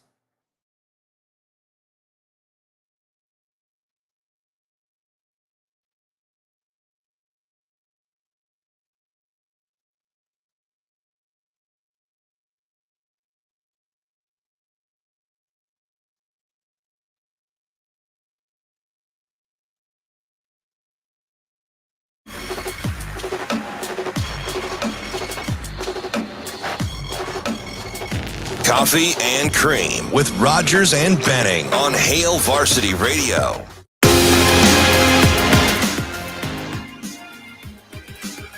What a good interview that was. Talking with Mitch Sherman right at the top of the hour. Coffee and Cream on Hail Varsity Radio, powered by Currency. Back with you. Just tremendous stuff from our guy over at The Athletic. Before we move on, I want to take a moment. Feel like you're going back to square one. Tell you about Acres Ale. Acres Ale is a product that works in tandem with Zipline, but what's great about Acres Ale is it's a nice, light, crisp, refreshing beer. If you're looking for a new beer to either try or to, boycott against, because that's what we're doing nowadays, don't boycott Acres, because Acres is that nice, much needed replacement. Acres Ale, you can find it really anywhere. Just go get yourself a case, and I promise you will not be mad. And if you are, Shane told you to do it. Now, we were talking with Mitch, right? And Mitch had some things that you took away and you wanted to touch on. Yeah, it's just... What else would we be talking about right now? I'm just listening to him and then going back and forth over the press conferences the last week or so. And I think he's kind of on to something too, but better when he was expounding on like recruiting. And I go back to what we talked about Monday, where I said, it just seems like it's bad timing, right? If he had another year with such, with this relationship building, because you don't want to get caught up in the hype. Even I guard against it, right? It's like, I've told you, right? It's like, man, and then you have to kind of temper expectations. And I see it a lot more. Mm-hmm. So just imagine kind of being a recruit and not getting enough of it, but wanting more, but feeling like you're kind of up against it in terms of the clock. I just think he fully understands. And this is kind of my question. I don't know if this is a blessing or a curse or what, but he knows where the shortcomings are, but he's not held captive by it. He's going to continue to move forward. So I think there's some sort of good that can come out of saying, hey, listen, man, we're 3-7 against Minnesota, right? Like, why do you think just because we're Nebraska that they should come here? We have to get out of that mindset, because having that mindset is kind of how we got here. Mm-hmm. It's only setting you back. And it's weird when I hear it out loud and I put it against or with the words that Mitch said because I think I got it. Like, I think that's what it is. Because what I'm saying is, sometimes when we know things about ourselves or we know things about whatever, we do just the opposite. We cover it up. We try to prolong the inevitable. We don't really like to say out loud what the issues are. It's just not human nature. So for him to address that and drill it into his staff, hey, listen, he told us last week, I just clicked to me, hey, we're caring, not coddling. We're not here to thank the fans. We're here to win games. He's not talking to us. Mm-hmm. It's like this light bulb just went. He's talking to his staff. He's talking to the state of Nebraska. He's talking to his players.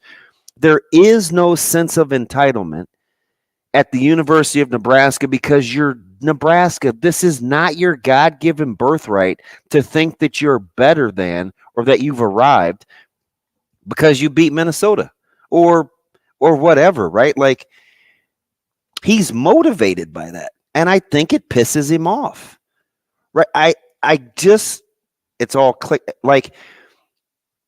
Who are we? What have we done? What have we done? And see, there's nothing wrong with that because you know what happens? You don't sleep. You're competitive. You're restless because Nebraska. And the reason I get so excited is because Nebraska is a place that can spoil you. Mm-hmm. You can get spoiled here living the good life, taking care of things, and having a blank checkbook. It has to be ingrained in your DNA to grind because it can convert you if you're not careful. I think he's very careful, especially early on. You don't get the Lion references. You don't get all the caring, not coddling. You don't get we're not here to thank the fans. We're here to win. You don't say all that unless, number one, you actually believe it. And number two, it's important to who you are. You want that in your fabric. Mm-hmm. Don't rest or think you're something that you're not just because you're Nebraska, because you haven't earned the right. And he's the first person that's actually really saying it out loud, and it pisses people off. But not because it's not true. It's because we're having a hard time reconciling whether he's being demeaning and not thinking we're very good or how to take it. He's just simply telling you, hey, listen, we're not good enough yet. No, we're going to be. I firmly believe that. But we're not good enough to be acting and thinking.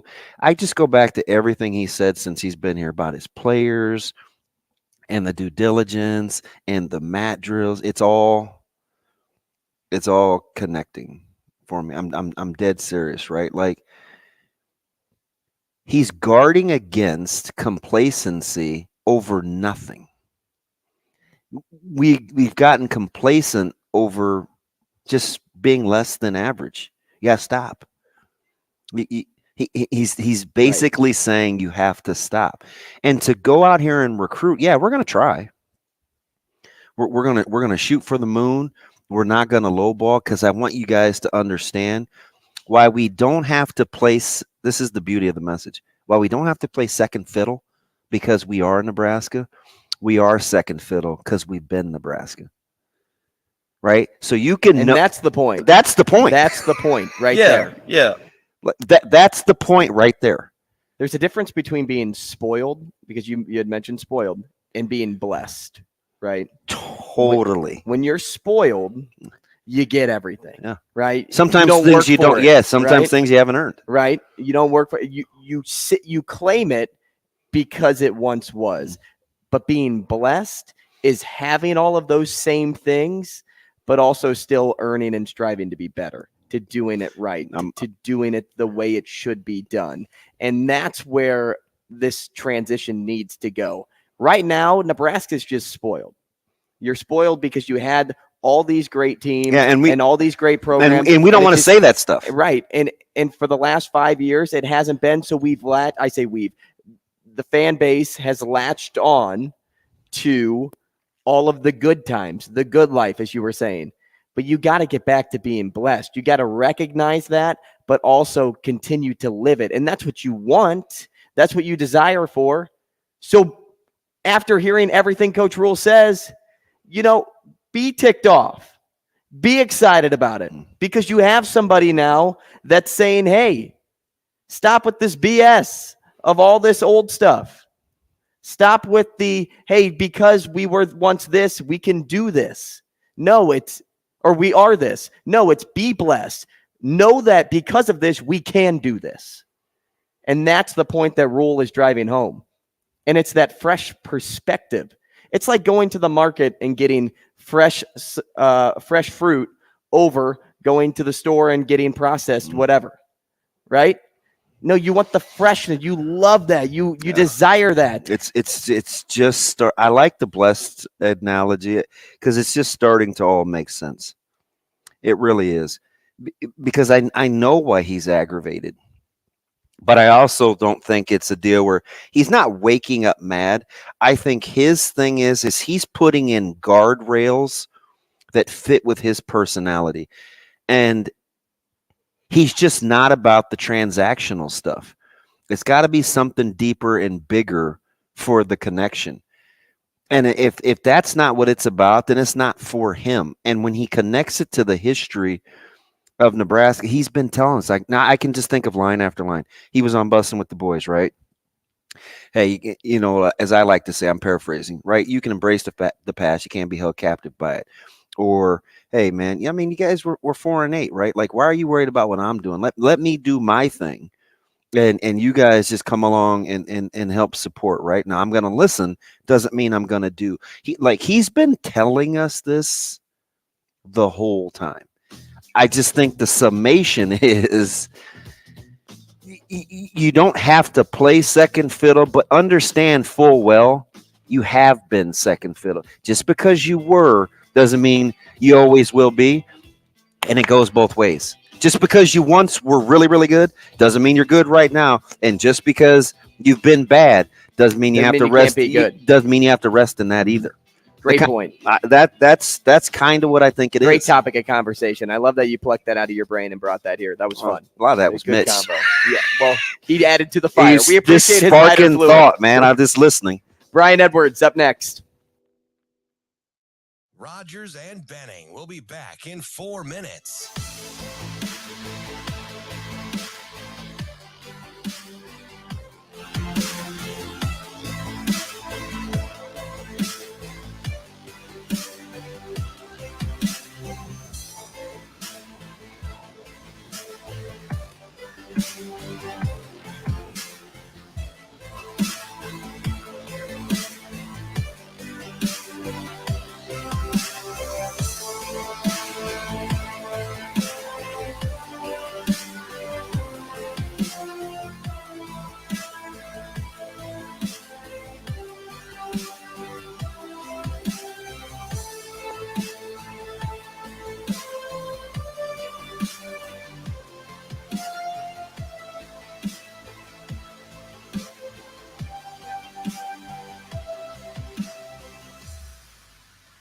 Rogers and Benning will be back in 3 minutes.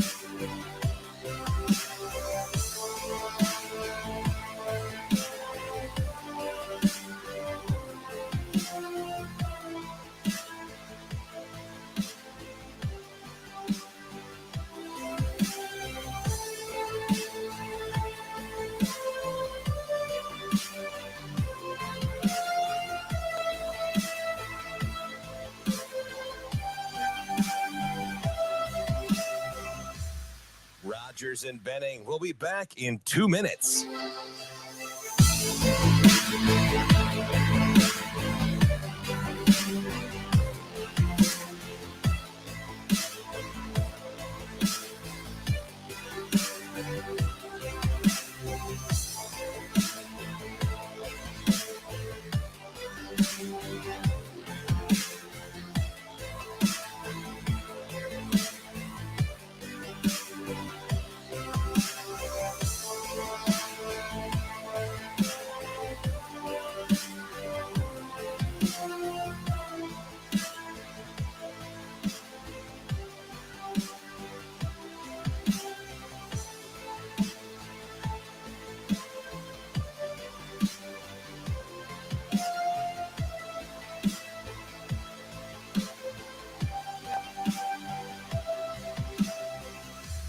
Rogers and Benning. We'll be back in 1 minute.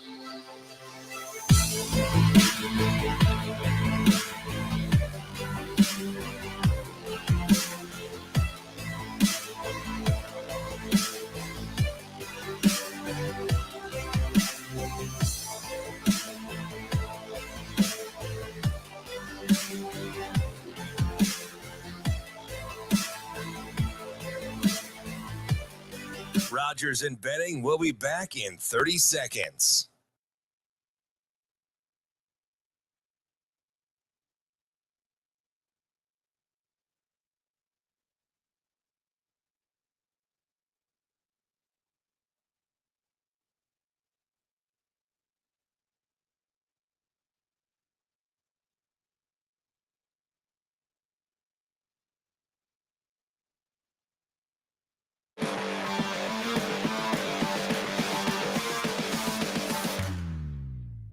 Coffee and Cream with Rogers and Benning on Hail Varsity Radio. Now, Vegas insider, senior handicapper, and fan of the cold Budweiser bottles, Brian Edwards. It's got to be touchdown, touchdown, touchdown. Brian Edwards. I don't really love it. Brian Edwards. Were they using the cream cheese to butter the bagel? Brian Edwards. I'm going with the cowgirl. Here is Brian Edwards. It's always fun when you get to talk to Brian Edwards on a Thursday because you know you'll be making some money.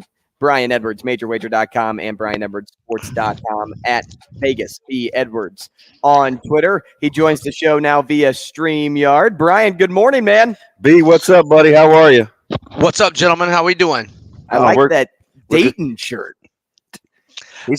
Yeah, my dad is good friends with Tom Ostrom, and he was an assistant. Humble brag. On the staff. Yeah. He was friends with him based on when he was at Florida many moons ago. So I've got some Dayton gear in my closet. That's why. I thought it was because you're an Obi Toppin fan. I didn't know. I am. and you know I will go to my grave saying they would have won the 2020 NCAA tournament. And I had what was the ticket I had? I think I had a 70 or 80 to 1. I remember that. Yeah, I was pissed. They had taken Kansas down to the wire in OT. Maui. Yeah, I remember. I remember, B. Are you were you surprised that the short dog, I wouldn't say short dogs, I think they both were getting 6, won outright last night? Yeah, I ate the chalk and went 0-2. Unfortunately, I mean, I felt good about Toronto most of the way. I don't really think I was on the right side with New Orleans though. Even though they made that late first half run, and I did have New Orleans in the first half, which was kind of a fortunate winner. So I didn't get completely bageled last night, but 1-2 was not very good. But look at OKC, and here we can talk about the Bulls more here in a sec. Oh, that's my team, Chicago Bulls. Well, let's go. I was taking some heat from our guy Joel Lorenzi for trying to bring him up the other day, but these are my guys. I don't care if they haven't been very good. He likes a Chicago sports franchise guy, but the line is surprising for us, especially for a team that can't score. Right, the Heat just don't get easy buckets, and it's 5.5 again. 5.5. Yeah, and I was surprised by these numbers. I mean, I looked all these numbers up just in the last hour. Chicago won all 3 regular season meetings against the Heat, and 2 of them were in Miami. They won 116-108 at Miami without Levine, and that was when Miami was fully healthy. Miami was fully healthy for that game. The second meeting at Miami, Chicago won 113-103. However, Kyle Lowry and Jimmy Butler were out that game. And then in Chicago, March 18th, the Bulls won 113-99. Lowry was out that game, but this is the stat that really surprised me. When the Bulls have been underdogs of 5 points or more this year, they are 15-6 against the spread with 13 outright wins. I like the Bulls plus 5.5. I like it too. I like it too based off those numbers. It seems like just too many. Like Miami sometimes has a hard time scoring 5.5 and half a quarter. Like that offense can be bad sometimes. Yeah, I mean, my Hawks defense is terrible, and they only scored 106 the other night, and that was with Lowry, who hasn't played much. You know, they rested him a lot. He looked shot. Well, he had 33 the other night. I know he hadn't had a good year. Yeah. Right. But he played. He was hitting everything against us. I thought my Hawks were going to blow that game the other night. Well, Trae Young just can't defend, and it was good to see him play well despite the leaking of the articles and stuff like that. But he seems to be like Teflon, but apparently not very well liked, it seems. Yeah, I hope O'Connor comes out with another bad article, bad story about my Hawks tomorrow on the eve of game one at Boston. You know, I actually think, because we talk about a lot, you know, lines being a little too large for games. I don't think the +9 is that bad. I could even see myself, and I'm not going to fade B. Edwards here because he likes +9 in favor of the Hawks, but I could see the Celtics covering the 9. What do you think, B? Well, yeah, I mean, I could certainly see it because Boston has, you know, owned Atlanta this year. Well, let's see. They beat them by, 25 one game and then beat them by 9 and by 6, but throw out the 6-point win. Both teams rested starters. That was last weekend. But I just I don't know. Maybe it's just Miami's not very good, and maybe I'm falling victim to recency bias, or maybe I'm being a homer. But I've been down on the Hawks all year, so I don't really think it's me being a homer. I just thought they played terrific the other night. I like what Sadiq Bey has given them, and maybe maybe the Quinn Snyder effect is starting to take hold a little bit. I mean, gosh, he got there so late. Was it even after the All-Star break? I think he only been with them like what seems like 5 weeks, maybe 6 weeks tops. I'm not sure on that. But anyhow, I don't know. I just liked how they moved the ball the other night, and you know, playoffs sometimes, you know, teams can get just a new sense of rebirth, if you will. So +9, I think 9's a lot. I'm gonna go with the Hawks. Are you concerned at all about, and hopefully, since you're taking the Hawks, maybe you aren't concerned, but it doesn't seem like Boston's all that healthy to me. It's always little nagging stuff, right? Whether it's Smart or Jaylen Brown or even Tatum for that matter, who knows that offseason may require some work done. But does that sway you at all? You know, I'm expecting them to be full go. What did Barkley said something the other night about, did Jaylen Brown cut himself and he's got 5 stitches in his hand or something? Yeah. I missed that, but I had kind of tuned out the last week of the regular season because everybody was tanking, and I didn't really do many games. So I didn't even know that. I hope it's a shooting hand. He's got 5 stitches. What about this one, though? Hey, go ahead, Brian. I was just going to say, but no, I'm expecting them to be full go, so that doesn't really play a part in the handicap, but I hope they're banged up. No pun intended. 3.5, Grizzlies and Lakers. Lakers had regular season success, and not all of a sudden, the last month or so, the bench has been good.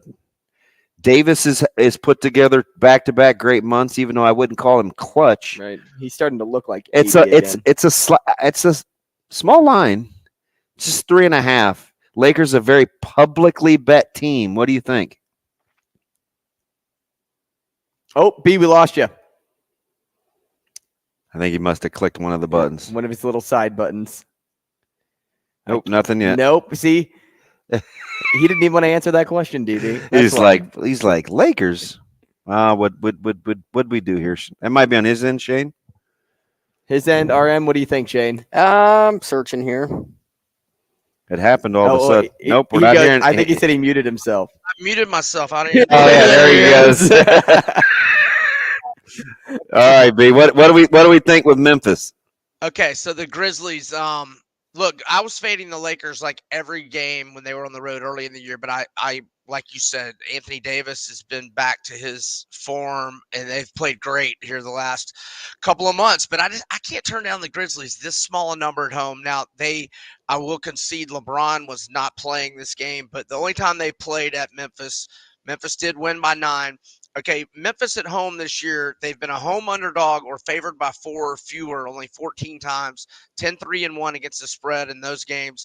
At home overall, 35-6 straight up, 23-16-2 ATS. I just got to go with Memphis here, laying this small number. And it doesn't hurt that, I thought the Lakers looked like garbage the other night.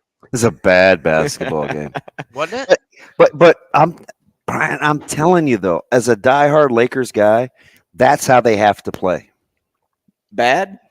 They'll shoot it better, but they got to keep it lower scoring and defend.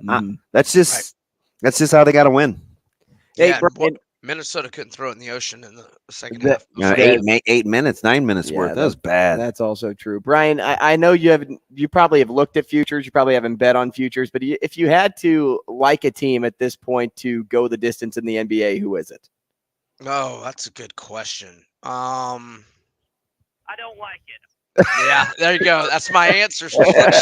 Shane, brilliant minds think alike. Yeah, I wrote an article about the futures the other day, and nobody really stood out to me. But since you asked that, I did talk some college football the other day, and the LSU win total just came out. And not only do I like them -1 against FSU in college football. I'm sorry, I just switched sports on you, but I like it. I like LSU this year too. Yeah, I do too, and I like their win total. They moved it to over 9.5 from 8.5, where it was a minus on the over. But now you can get plus money, at least at FanDuel, like almost plus 140. And I looked at their schedule. I mean, I think they go at least 10-2. Looking at their schedule. And so, anyway, I switched sports on you. Sorry. Yeah, that's okay. That's all right. I trust you, B. All right, we appreciate you. Let's go get it, B. Hey, last thing. Tanner Bozer's a short underdog against Kutubala, or I think that's how you pronounce it, on Saturday, UFC. All right, going with the short fade. Short dog. Or he was short dog at last look, Bozer. All right. It was just fading Kutubala. Y'all have a great weekend, gentlemen. Hey, you too, Brian. Thanks so much. We love having him on the show. Are you using the cream cheese to butter the bagel? Yep, something like that. And it's got to be touchdown. Maybe that was his wife in the background buttering a bagel, like an actual bagel, or his mom. Maybe I don't know. He might be at his parents' house. It could be. I don't know. He's always traveling down there, so we'll see. Brian Edwards, MajorWager.com and BrianEdwardsSports.com. Toss him a follow at Vegas B Edwards on Twitter. When we come back, we're talking to Michael Bruntz, senior writer for Husker 24/7 Sports, or for just 24/7 Sports, I should say. I got to say this. As much as I'm talking myself up for these first inning unders on Twitter, I only have like 2 teams I like right now. So I gotta really do some homework during this 4-minute break. Don't panic, because you'll do something you don't want to do. I feel okay though with the 2 at least. So we'll talk that. We'll talk more Husker football, more recruiting, Husker baseball, all that and more next. Stick with us. Rogers and Benning will be back in 4 minutes.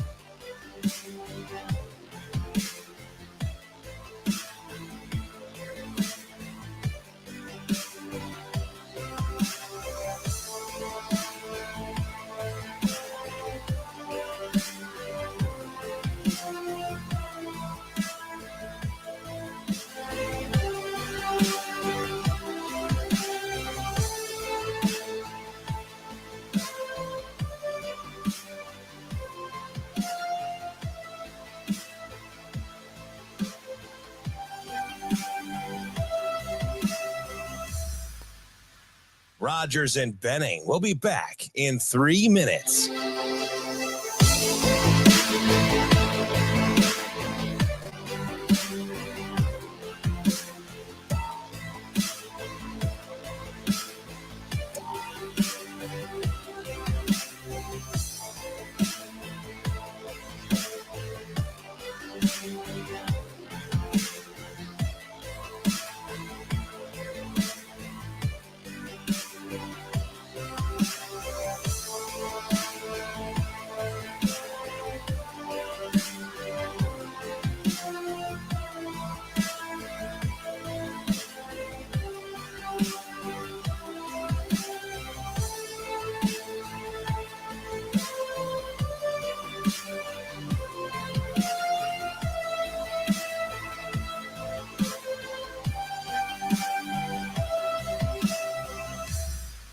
Rogers and Benning will be back in 2 minutes.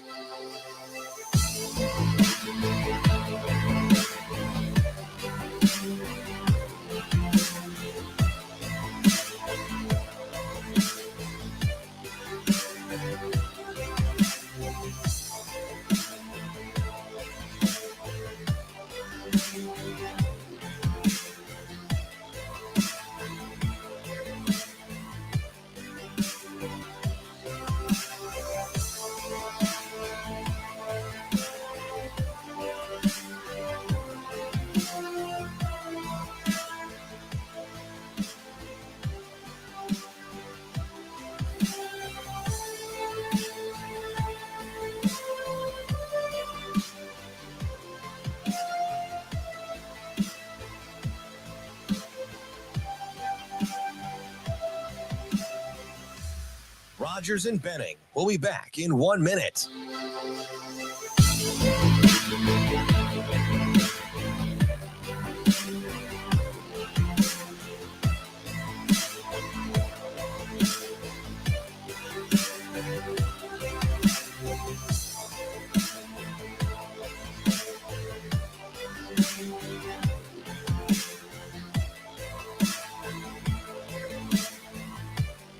Rogers and Benning will be back in 30 seconds.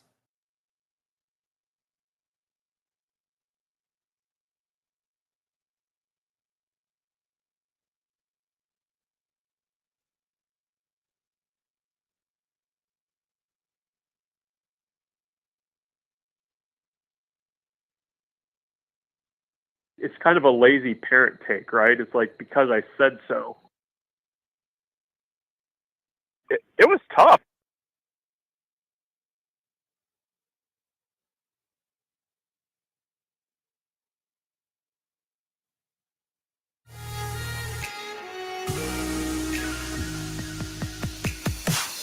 Coffee and Cream with Rogers and Benning on Hail Varsity Radio.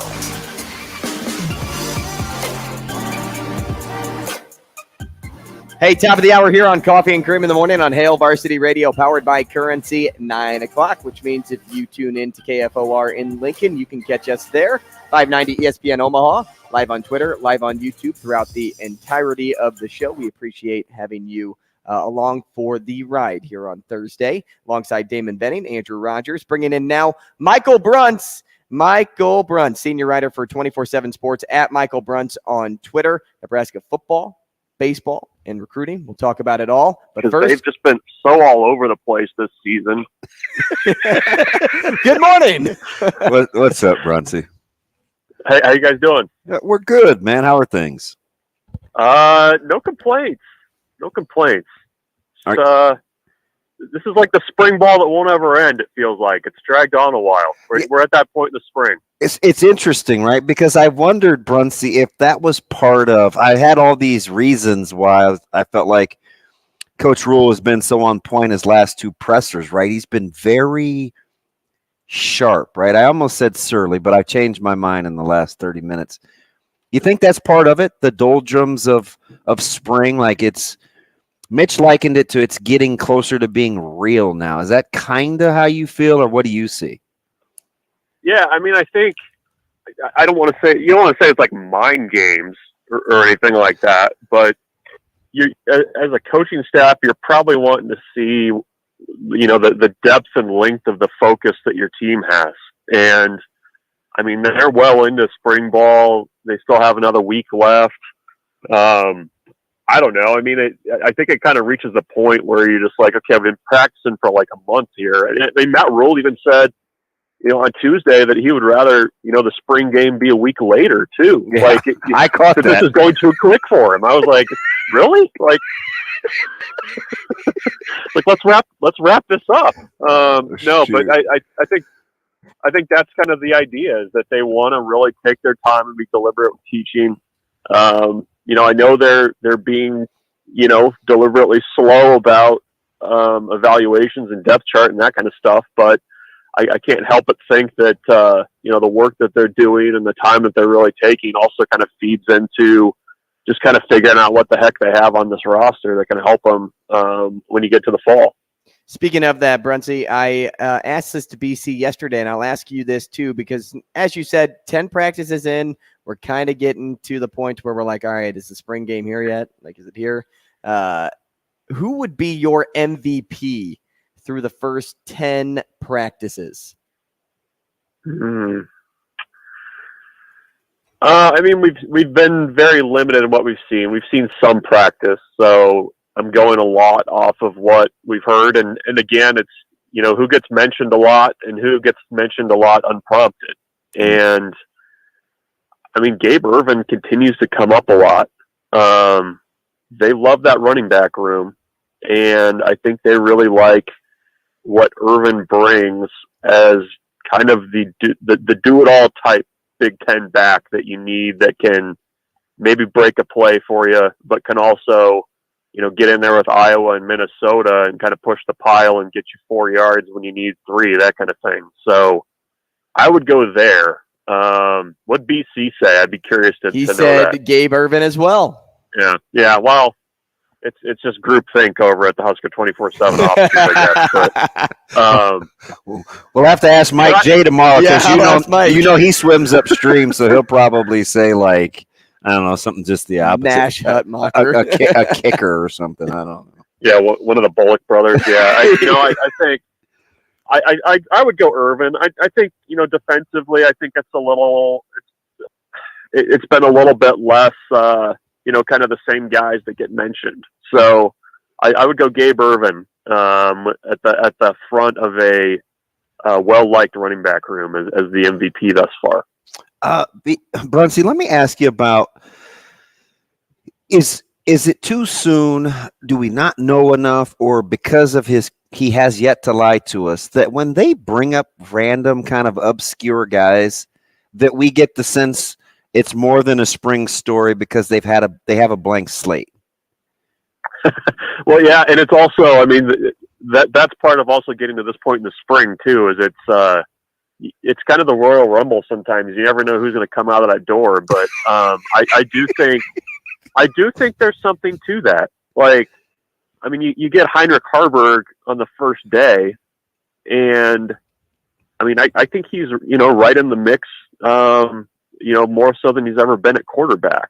And, he had a strong off season. I think it's more than just the on-field stuff too. I think it's, if a guy's kind of, doing the right things in the meeting rooms, he's being a good teammate, that kind of stuff. I think that carries some weight too. I mean, the fact that, we talked to Thomas Fidone right out of the gates too. I mean, that to me is a signal that, okay, this is a guy worth knowing and following, just based on maybe what the staff thinks of him. So, yeah, I think it matters who you talk to. I mean, I think in the past, you kind of become a little bit of a prisoner to just the available players to talk to in the spring, where a guy gets, hyped up a little bit or talked about maybe more than what's deserved. But I don't think that, Matt Rule, and he, does get a little bit of say in who comes up there. I don't think that he would just throw somebody up there just to do it. I mean, I think he's well aware of narratives and, putting things out there and how it's going to be perceived. I mean, that's been obvious from, what he's, when he's stuck up for McGuire and Donovan Raiola at various points since he's been here. Stay right there with McGuire, because we heard Coach say last Thursday, caring, not coddling. That's kind of how they go. That's how they operate. But when I was listening to McGuire, and people know I'm a huge McGuire fan, big fan of Garrett, but I may critique him a little bit here, and I want to get your thoughts, because when he was asked the question about like a name that is standing out in the room, he wanted to kind of keep things equal and say like, I don't really want to pinpoint somebody. And Fleeks ended up saying something similar to that when he was asked. Everybody. But what I want to ask really is everybody. What I want to ask is, do you get the sense that is coddling over caring? Because when you're thinking about like maybe playing favorites, that's the point where I was like, oh, are you actually coddling here, or are you caring, or am I just looking way too far into something that's not even there? Yeah, well, he said he didn't want to name names, and he named 3 walk-ons, I think. He did follow up a little bit later with that. Oh man, with Alex Bullock's, Ty Hahn, and Roman Mangini. Yeah. Oh my gosh, it's night and day. Yeah. So yeah, I mean, I think I wouldn't read too much into it. I mean, he had been asked, kind of by name about a number of the scholarship guys that I played. He talked about Xavier and Marcus Washington, a little Billy Kemp talk. So I don't know. I mean, I think sometimes as a coach, you probably don't want to go too much into it. And he also kind of didn't get into it when you get asked the open-ended question about who's standing out. I mean, I think that's probably a good coach thing to do in some ways, is when you get asked who's standing out, you kind of put it back on the whole group. I mean, I don't appreciate that as a media member. I would appreciate some very opinionated answers on who's ahead of the group, but I get it from the coaching perspective where you kind of want to just punt on that one. So let me, Bruntz, appreciate the duality or kind of miffed or cool that in one vein, it's kind of what you said, do the right thing off the field, right? Class, wearing the right thing, making sure you're not swimming upstream, plus practice productivity. Yet we know going in, and he's told us, and even Coach McGuire said it yesterday or day before, he said, height, weight, speed, or height, length, speed. But then in the very same sentence, he's talked about the Nebraska, what do you say? Nebraska speed, Nebraska fast, which is going hard all the time. It's not really a mixed message if you get the best of both worlds. But on one hand, we hear a lot about availability and dependability and doing the right thing. But then we pit it against the backdrop of knowing that they like measurables. Are you just going with that, or is there something that's a little off there for you? We're trying to find both, right?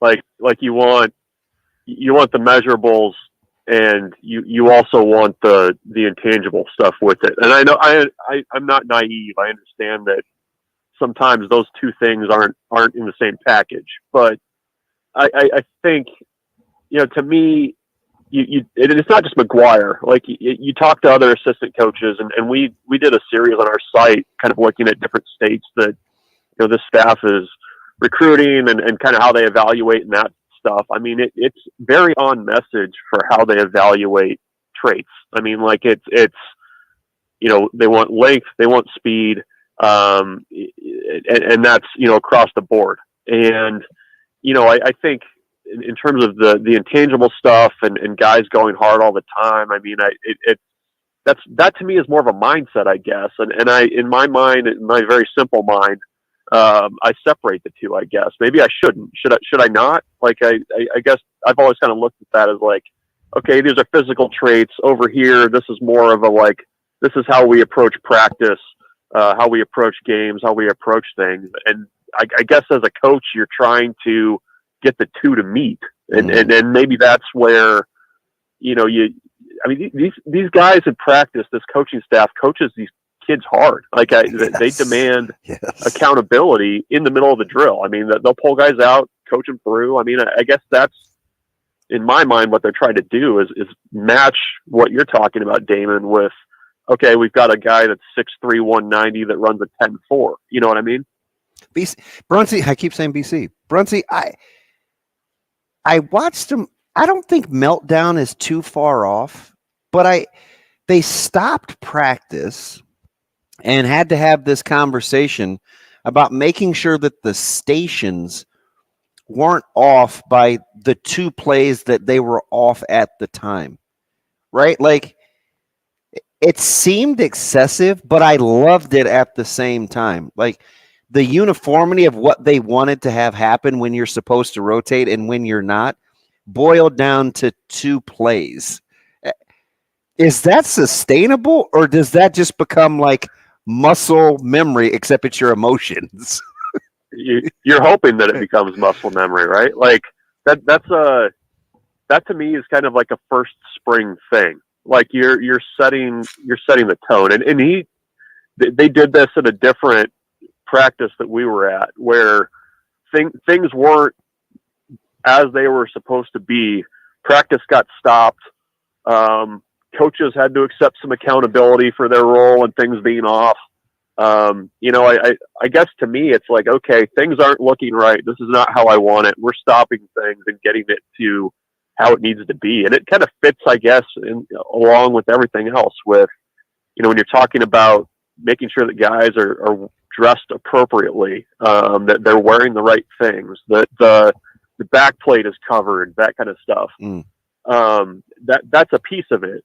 And it's holding coaches accountable. It's making sure that players are accountable. Is it a little excessive to stop the whole thing? I don't know. But I mean, if making that change now means that in the middle of August, you don't have to make that change, maybe there's a benefit there. We're talking to Michael Bruntz, senior writer for 24/7 Sports at Michael Bruntz on Twitter. Michael, before I ask you some baseball things, I want to ask one more thing about spring, because as the spring game approaches, it's just a little over a week away. What do you think is the number one?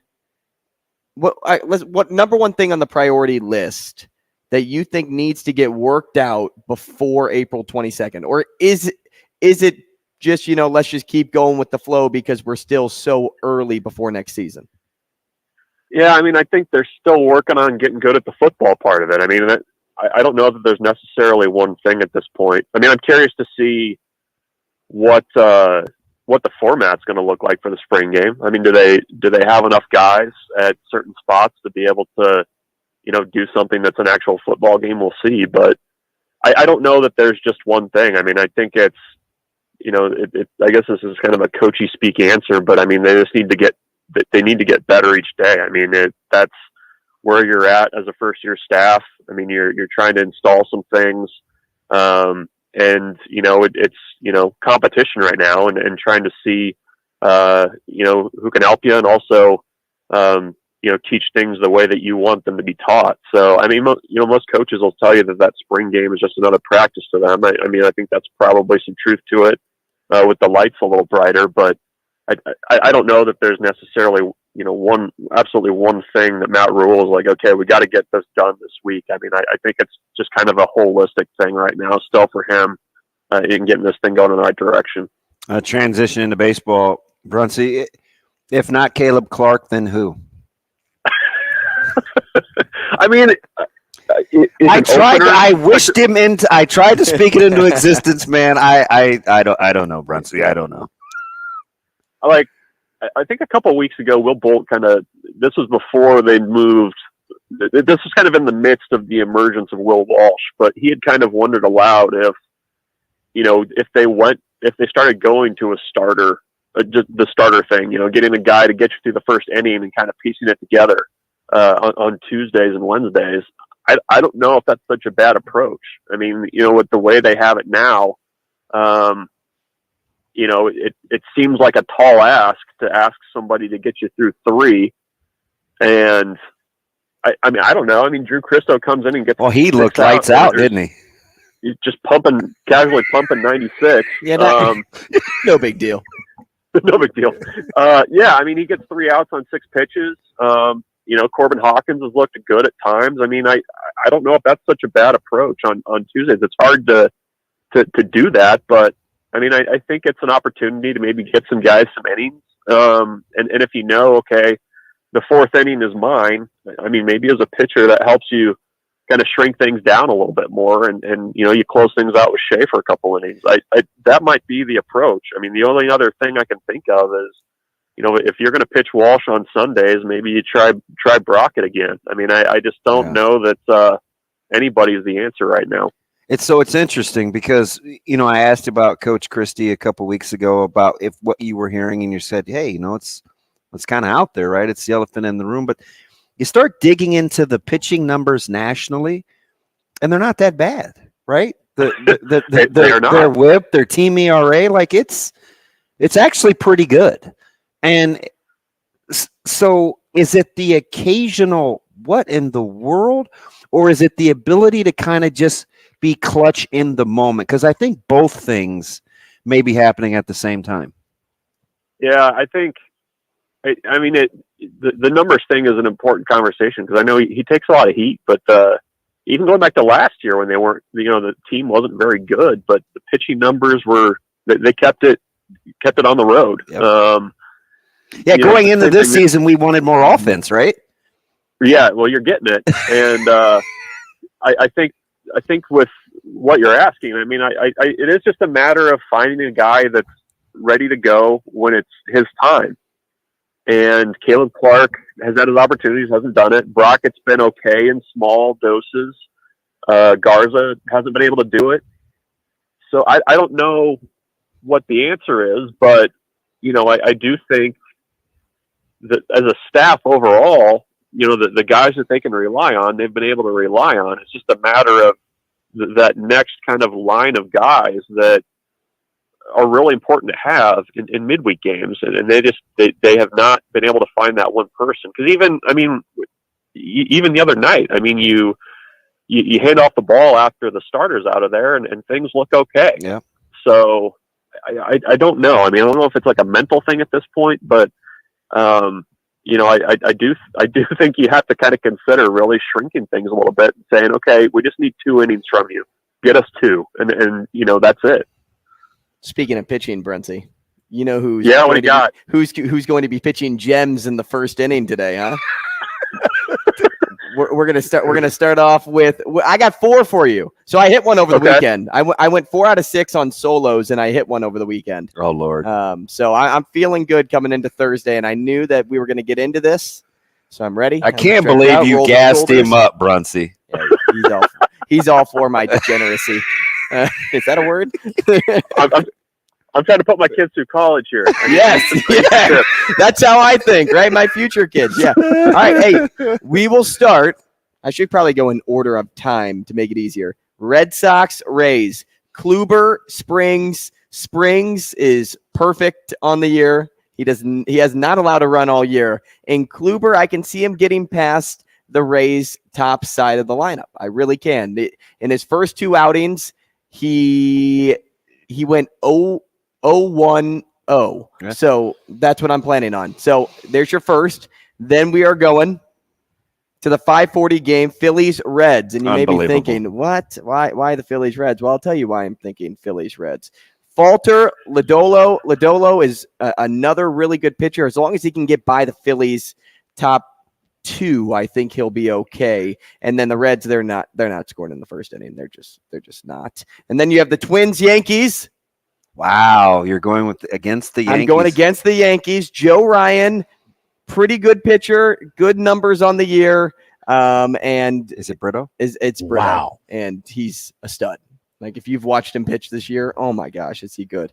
And then the last one, my St. Louis Cardinals against the ugly Vince Velasquez. And I'm a little worried about that play, Bruntz. 9.82 ERA. But I'll tell you what, I've watched the Cardinals for a long time, and if they don't string together hits early, they're not scoring. If you see that first batter get out, you're set. Oh my gosh. Good. They're not hitting the home run. They're not. That's the tell. They are not a solo shot team. They are not. That's the tell. In vintage Bruntz sarcasm, that's the tell. That is. If that first guy doesn't get on base, we're good. All right. Is the most amazing thing you've seen this season so far, Bruntz, the Rays? Yeah, they're pretty impressive. Oakland played a 3-gamer there and didn't look like they wanted to play much baseball. And that probably was more about the A's than the Rays. But yeah, they're doing it. I don't enjoy watching them, but it's pretty impressive. You have to be kind of happy with 3 wins out of the gates, right? You're still only 4 out. The preseason number was 59. Oh, is that okay? Okay, so I was low, but full disclosure, Bruntz, I did like the A's went over the win total. Yeah, well, because you're thinking no team could possibly be that bad. They can be. They can be. Well, I tell you what, I look at like the run differential this early, and it's staggering. Yes, for the A's. No, it is. Yeah. It is staggering.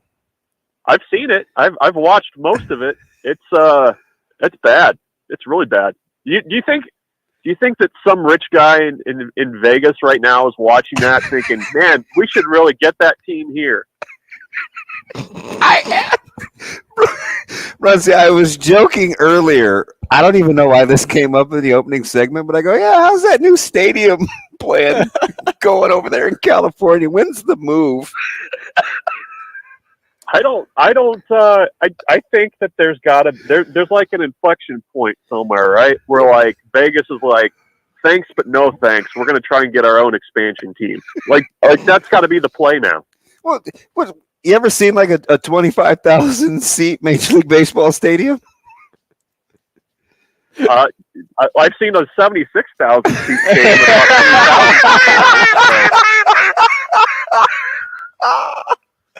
Brunt, we appreciate you, man. Thanks for the laughs. Thanks for the knowledge. We'll talk again next week. Thanks, Bruntsy. Guys, thanks. Yep. Michael Bruntz at Michael Bruntz on Twitter. If you want a fantastic follow, and you will see some Oakland A's stuff on there as well. Oh, he's hilarious. He's a good guy. Hey, when we come back, let's change gears. We'll talk. Is that the tell? New faces of the Husker basketball team. Yes, thank you, Bruntsy. Thank you for the sarcasm.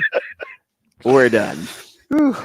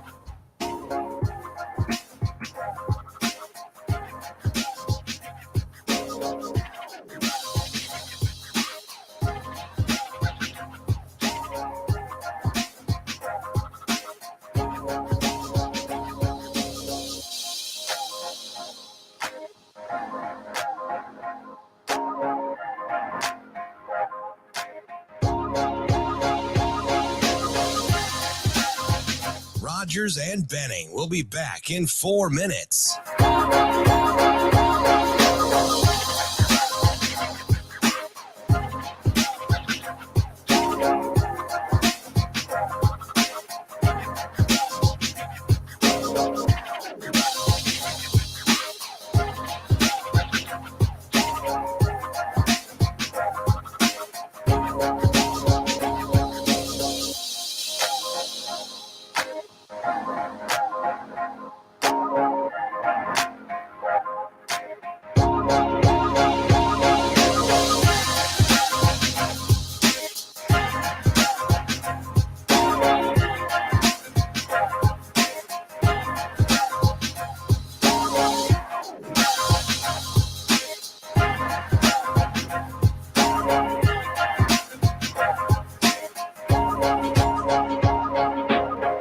Rogers and Benning will be back in 3 minutes.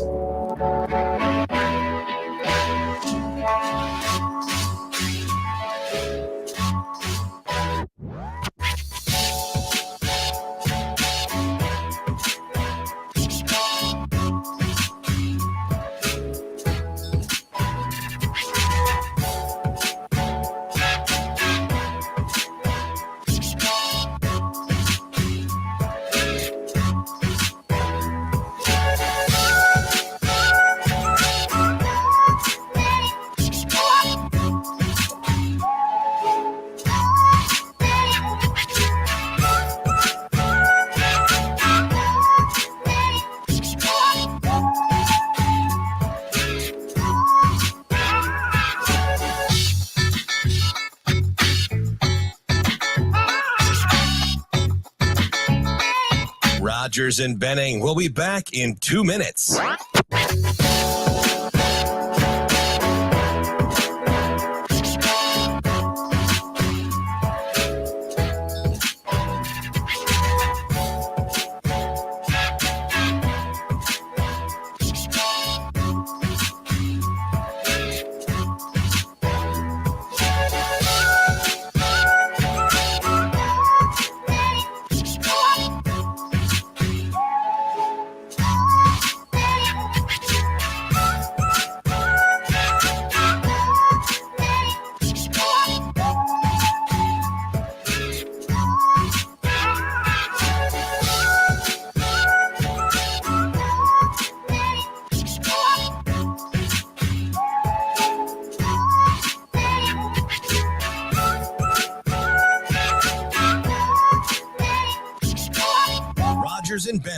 be back in 1 minute.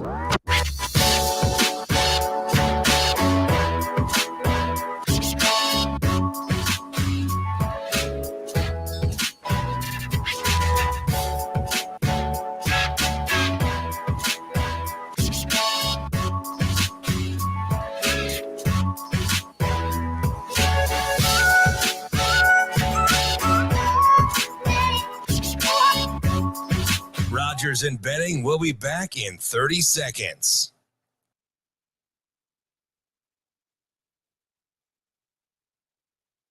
I don't know. I mean, it's just been kind of a fun ride.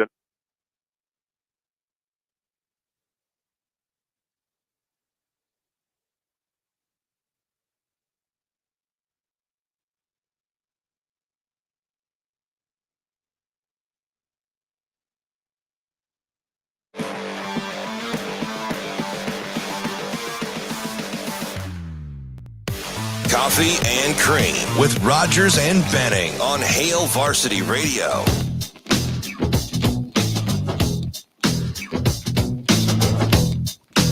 Hey, welcome back. Before we get into some basketball talk, I want to take a moment and tell you about Dingman's Collisions Center. Dingman's is the only place to take your car if you have any issue with it. Shane, question for you. That taillight of yours, fixed or no? I have not made my way to Dingman's yet, so I would say no. Well, I wouldn't ding to that then. I will say this. I'll ding to Dingman's anytime. I will say this, though. That happened how many weeks ago now? 3? What are you saying? Not everybody's as financially well off as you, Andrew. Yeah, I know Shane makes more money than me. No. Here, I think both. Shane makes the money on the Shane show. is living his best life, though. Shane makes more than Damon and I combined. He's like the electrician and the trades guys. Yeah, this thing can't function without him. That is 100% true. Hey, I have a new sound effect for you. What is it? It's my car starting up. How do you like that? That does sound like it kind of does sound like that. That's what it'll sound like. Pedal to the metal when you go to Dingman's. Yes, exactly. Hey, I don't speed. I just get to speed quickly, and then I go the speed limit. Yeah, Shane, that's called. Do you remember that explanation, Shane? What was the? I've seen somebody get pulled over one time for excessive acceleration. Is that from a thing? A stoplight? I don't know if that's a thing or if a cop just wanted to be. You know, he was having a bad day, and so he's like, I'm going to take it out on this. I have heard I was changing lanes. The defense. The only excessiveness I know. That's it right there. That's. I still want to know what was said. I remember I looked it up. Some Japanese guy on Reddit, right? It's true if it's on the internet. He's probably saying he's on his way to Dingman's. What a fool. What? Man. Let's get into this. Who isn't a fool? Fred Hoiberg. He made some moves yesterday. How about getting 2 guys on the same day? That was kind of I don't want to say big because it's just different, right? And when you're in the mix of the transfer portal, you've gone through the emotions, right? Because at first we were super excited, and then we're like, well, let's pit it against what everybody else is doing, and then we're kind of settling into like watching statistics from actual gameplay. And it's, where did you land? We're happy. I was happy to see some names added to the list, but it's hard for me to ever think like, oh, you get a big guy that's going to replace Derek Walker. It's like, well, they're 2 different players. Like they're not the same guy. Like, yes, Rink brings in something that D-Walk didn't have, but what D-Walk had, for sure get pick and pop. Yeah, but what D-Walk had is he's a guy that even if at any point you needed somebody to take over the game, it's him. Like he could dribble from the free throw line, take 2 steps, absorb contact, and fight through it to get a bucket, get to the foul line. Like I said, I don't know if Rink's that guy. I know Rink is very good at backing up and doing a nice little baby hook. He's got good footwork, high IQ. He's different, though. And I don't want people to think like, oh, we found our Derek Walker replacement, because it's not. It's not the same guy. You're getting a totally different player, and you're going to have to play a different way to play to his strength. Much better shooter, much better range. I think he shot 35% from three this season. I think he shot 52% from the floor. So he does give you more space. Gives you the ability to stretch it. But yeah, different kinds of games, although he does appear to be a very good passer. And that's what I mean by his smarts, right? Good IQ. Does appear to be a pretty good passer. And so he's got a lot of experience under his belt. The guy coming over from Bradley, he was a first-team All-Missouri Valley Conference honoree. Yeah. He has the accolades to back up his game. Had a big MVC tourney. Yeah. And for those like my I would say a big senior year. My man Degenerate Aaron that are all over capping Mo Valley Conference and hoops. He's that dude. And Missouri State -7, baby. Let's go. Back up the Bears. Says the guy that's got first inning unders. Probably. I would back the Bears. And then you got Bryce Williams. Yeah. And Bryce is also a guy that can absolutely shoot it. 40% from beyond the arc. 13.8 a game. 5.3 boards. He is a transfer from Charlotte. Didn't start all year, but did start 13 games and finished the season on an absolute tear. If you watch the CBI at all, that's where he really went off. Yeah. But what I really like about him is not just the fact that he's a good shooter, but he's good when he cuts away from without the ball in his hands. When he does have the ball, he's got a good first step. He can rip and go. He can go baseline. He's good at creating space. I've seen him finish at the rim as well. So he's just kind of like that overall really good guard that you're looking for. And he's got good size. 6'7". That's really good size for a guy like him. Meet me at the rim. Yeah, and I think it's not necessarily because you got them, nothing you're not getting others. So I want people to kind of keep an open. It's the start. Because I asked you this. I said, is this enough? Like, did this get you like feeling warm and fuzzy on the inside? Yep. And you said no. And I'm like, I agree. No. You have to get a guy. You have to still find a way to get a guy, somebody to get really excited about. Yeah, and I think a lot of it hinges on what happens with Casey and then that one other piece, because you still need a bucket getter that doesn't have to handle the ball, right? Like, it'd be nice to get a catch. And, if you get Casey back, maybe you get some of that. But and Bryce can do a little bit of that. Yeah, he can. So I know, Wrightsell is coming. He's made that official. Talk to he's made that official. And Salas will has be an here. official too. Yeah. I was surprised a little bit that he picked spring game weekend. But I kind of understand why. I just hope, I think it's important to know for Nebraska that it's not the pomp and circumstance that's going to do it, though. He's well aware of that environment and the historical, significance of spring games in Nebraska football. It's going to be the biggest one. He's well aware of that. And it's not to say that he needs the hype, but as somebody that is as highly touted as he is, comes from the state, maybe you want to be there when everybody else is there because, you get to see certain people that you may not normally see, or when you're in front of a lot of fans. And they still have quite a bit of family here, good too. Feeling, His dad's here. Yeah. No question. So all in all, it's still time to be like, okay, you need to find that guy. When will that come? Let me ask you something.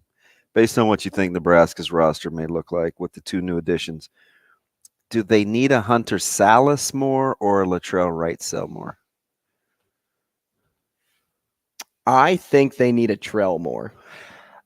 For what he does, I would agree. I think Trell's game offense, fits the need more than Salas right now. Not to say that Salas, I would say Salas is the better player. Yeah. No question. But to fit the identity of the team, you're looking for a Trell. What I would love to see I think Trell's easier to get to. Ooh, I don't know. Over Salas? Keep an eye. Yeah, I think they're both down to about the same number of schools.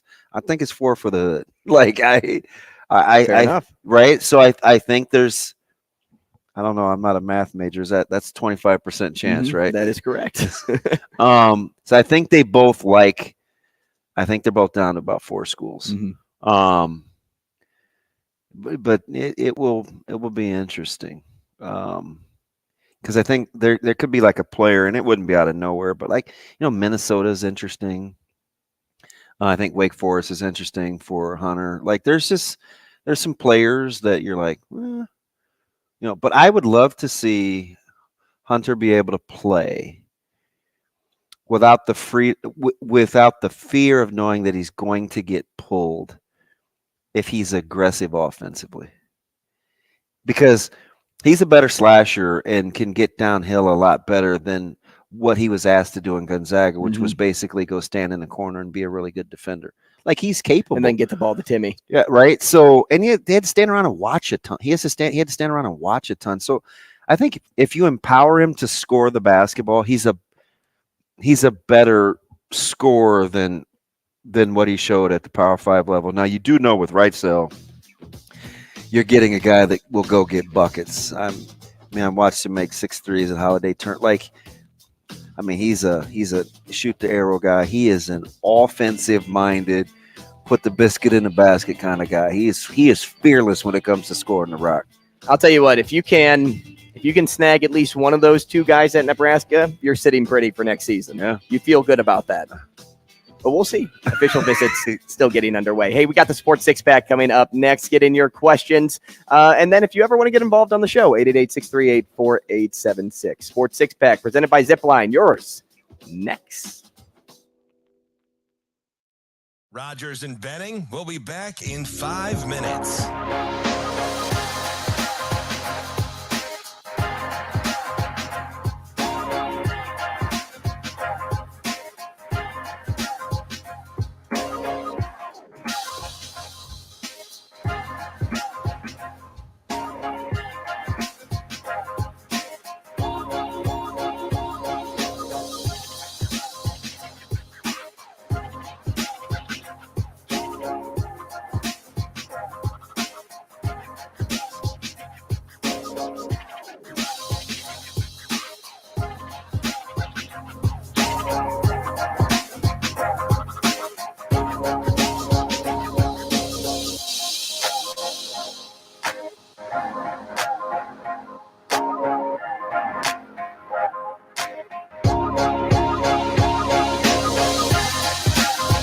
Rogers and Benning will be back in 4 minutes.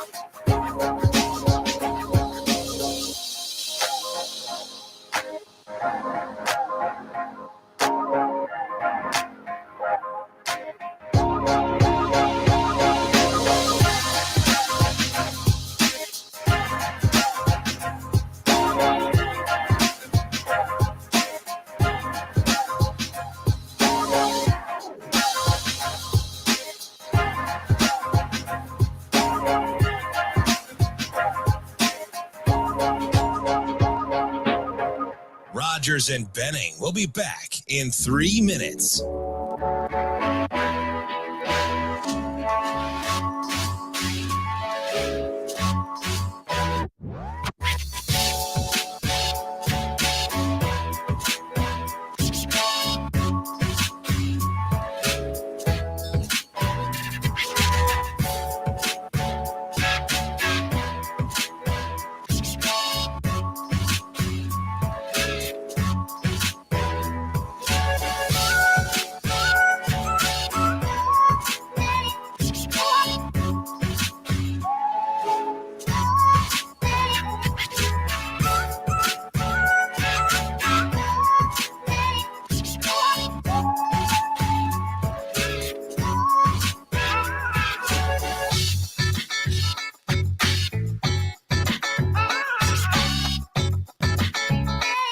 Rogers and Benning will be back in 2 minutes.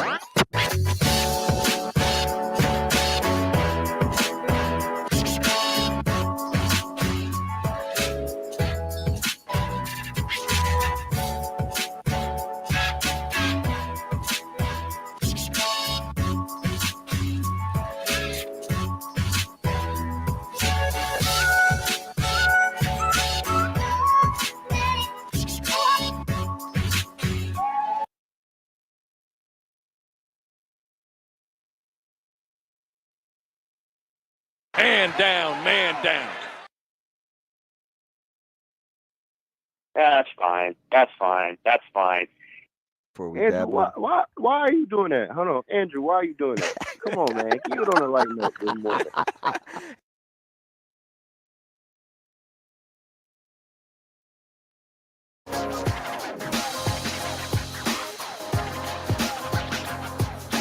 Coffee and Cream with Rogers and Benning on Hail Varsity Radio. Time now for the Sports Six-Pack on Coffee and Cream with Andrew Rogers and Damon Benning. Presented by Zipline Brewing Company, makers of Dear Old Nebraska Brew, the official beer of Nebraska alumni. Man, I want to be in the beer lounge right now, the Zipline Beer Lounge. They have those oversized lounge chairs, couches, a fireplace, shuffleboard, full service library, lending library. You know what those are, right? I do. I do now. Wes, Thanks to your mom. That is true. It's still going. Like it's full. It's like a little clear Woodstock Snoopy house. Yep. And it sits right there and people just grab a book, put one back, grab and replace. Cool family. West Omaha neighbors, you'll be able to enjoy the freshest year-round seasonal and small batch beers Zipline has to offer. Check out the Zipline Beer Lounge. Great environment for a beer, a game, a read, or even a chat. That's 3808 South 203rd Plaza. Shane, you have our questions. Let's get into them because we always go over. Question number 1. Dependability is the newest ability word used in a coach rule press conference. We've already heard accountability, durability, and availability. What is next? What's accountability? I said accountability. Oh. The next ility is versatility. Ooh. Ility. Are we going ility or ability? Like, does it have to be like an ITY? I went with an ITY. Okay. I'll go with an ability. How about suitability? Fancy pants. I don't think he'll use it.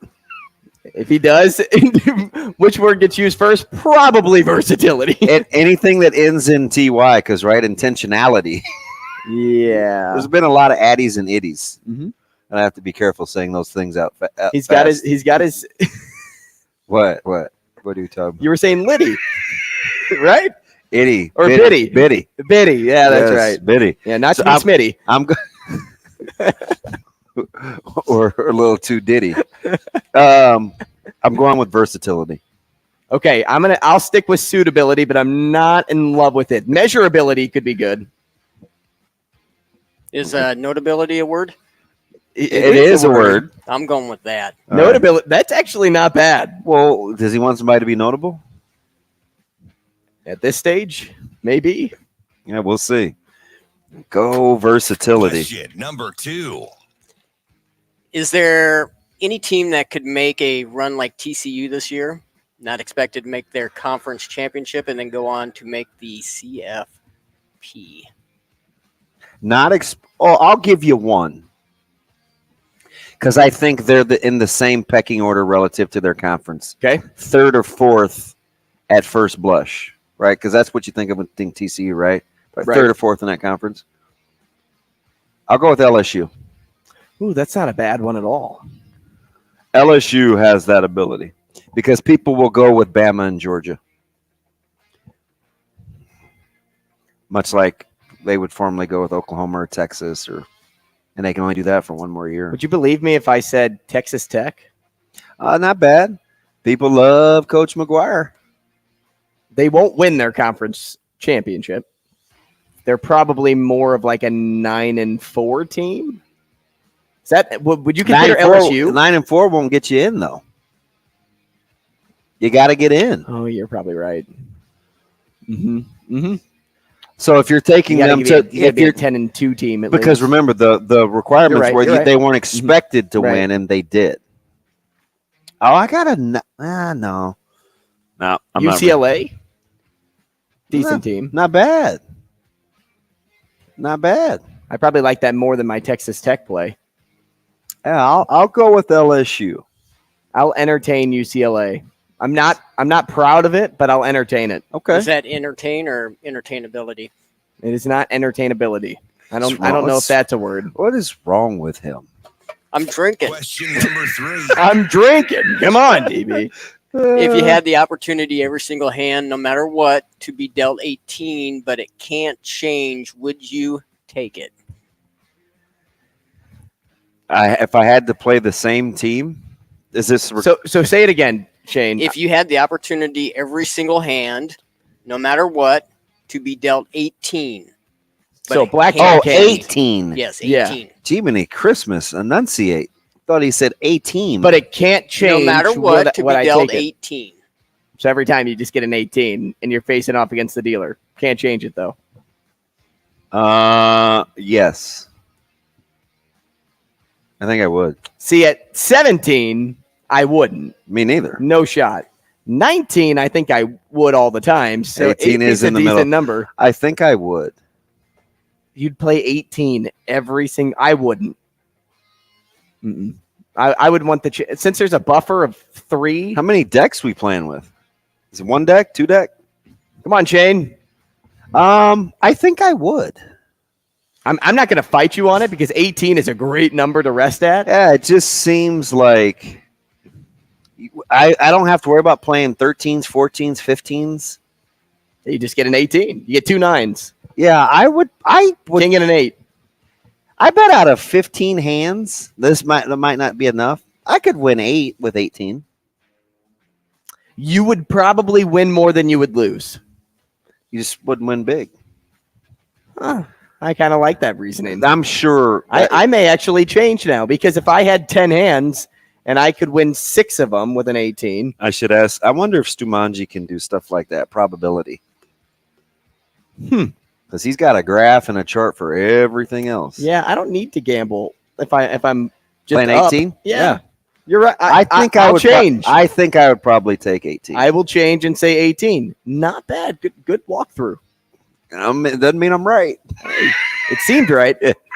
More right than me trying to gamble my life savings away. Yeah, so because how often are you going to get 19, 20, 21 versus all the other potential combos? Depends on what heater you're on that night. Yeah, give me the steady Eddie.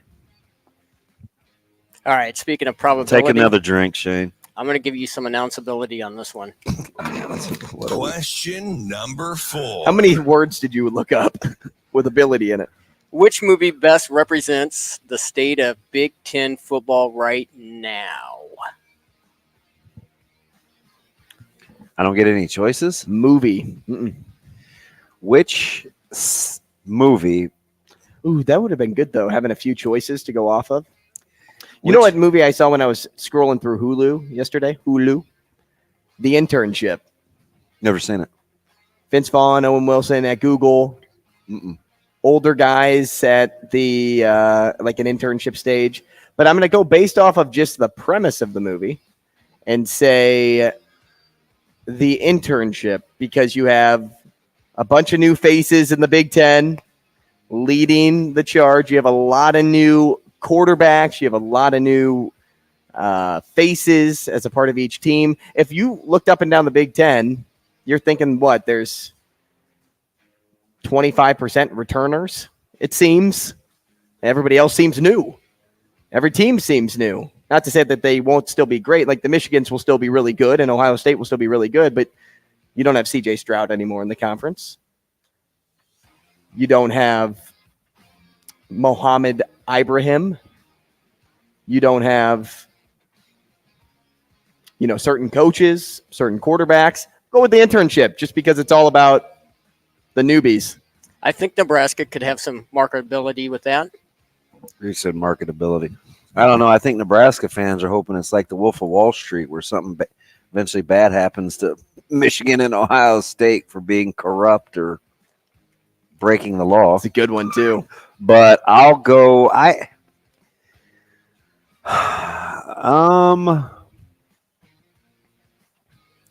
You know what? It would be nice. I'm going to go with 300. Why? Because I would like a small few to rise up against the tyranny Give me some hope. All right. Give me some hope. Okay. And take it to battle. I can handle that. Right? And figure out at the very end that a god can bleed. This is Sparta. Yeah, give me I kind of like 300. Now, is that Leonidas, right? Yes. I thought it was Terry Crews. Even a god king can bleed. You hear that, Ohio State, Penn State, Michigan? You want question 5? Yeah, give me question 5. Would you ever purposely leave food out on your back patio to feed wildlife? No. And if you do, that is the stupidest thing ever. No, I saw somebody do that on TikTok, and they did it so that they could be TikTok famous with raccoons coming up to their window, and they had food options for the raccoons. No. Wildlife, get off my porch. Not even. That one's an easy one. No. I'd feed some sharks, though. Number 6. I'd feed some sharks, though. Just can't get them on my back porch. Yeah, that's good. That's probably a good thing. What athlete in sports history doesn't get talked about enough? Relative to his or her greatness? I'd say yes to that question. Gosh, there's a lot. I'll give you 2 because one is talked about, but I think he's one of the greatest of all time. Okay. Of all time, and he does not get in the GOAT category. Charles Woodson. Yeah, Charles That's Woodson a great one. was an unbelievable player. He was so good, it makes no sense. He should be in that greatest of all time debate. Yeah. Oh yeah, and I'll give you a female. You ready? Mia Hamm. That's another good one. Gosh, I don't know. I'm running out of time here. Precious on. I know it is. It really is. All I can think about is baseball right now. I'm gonna go with the Cardinals. Stan Musial. Like, is that bad? Oh, fudge. Predictability. I'll see you tomorrow. Late.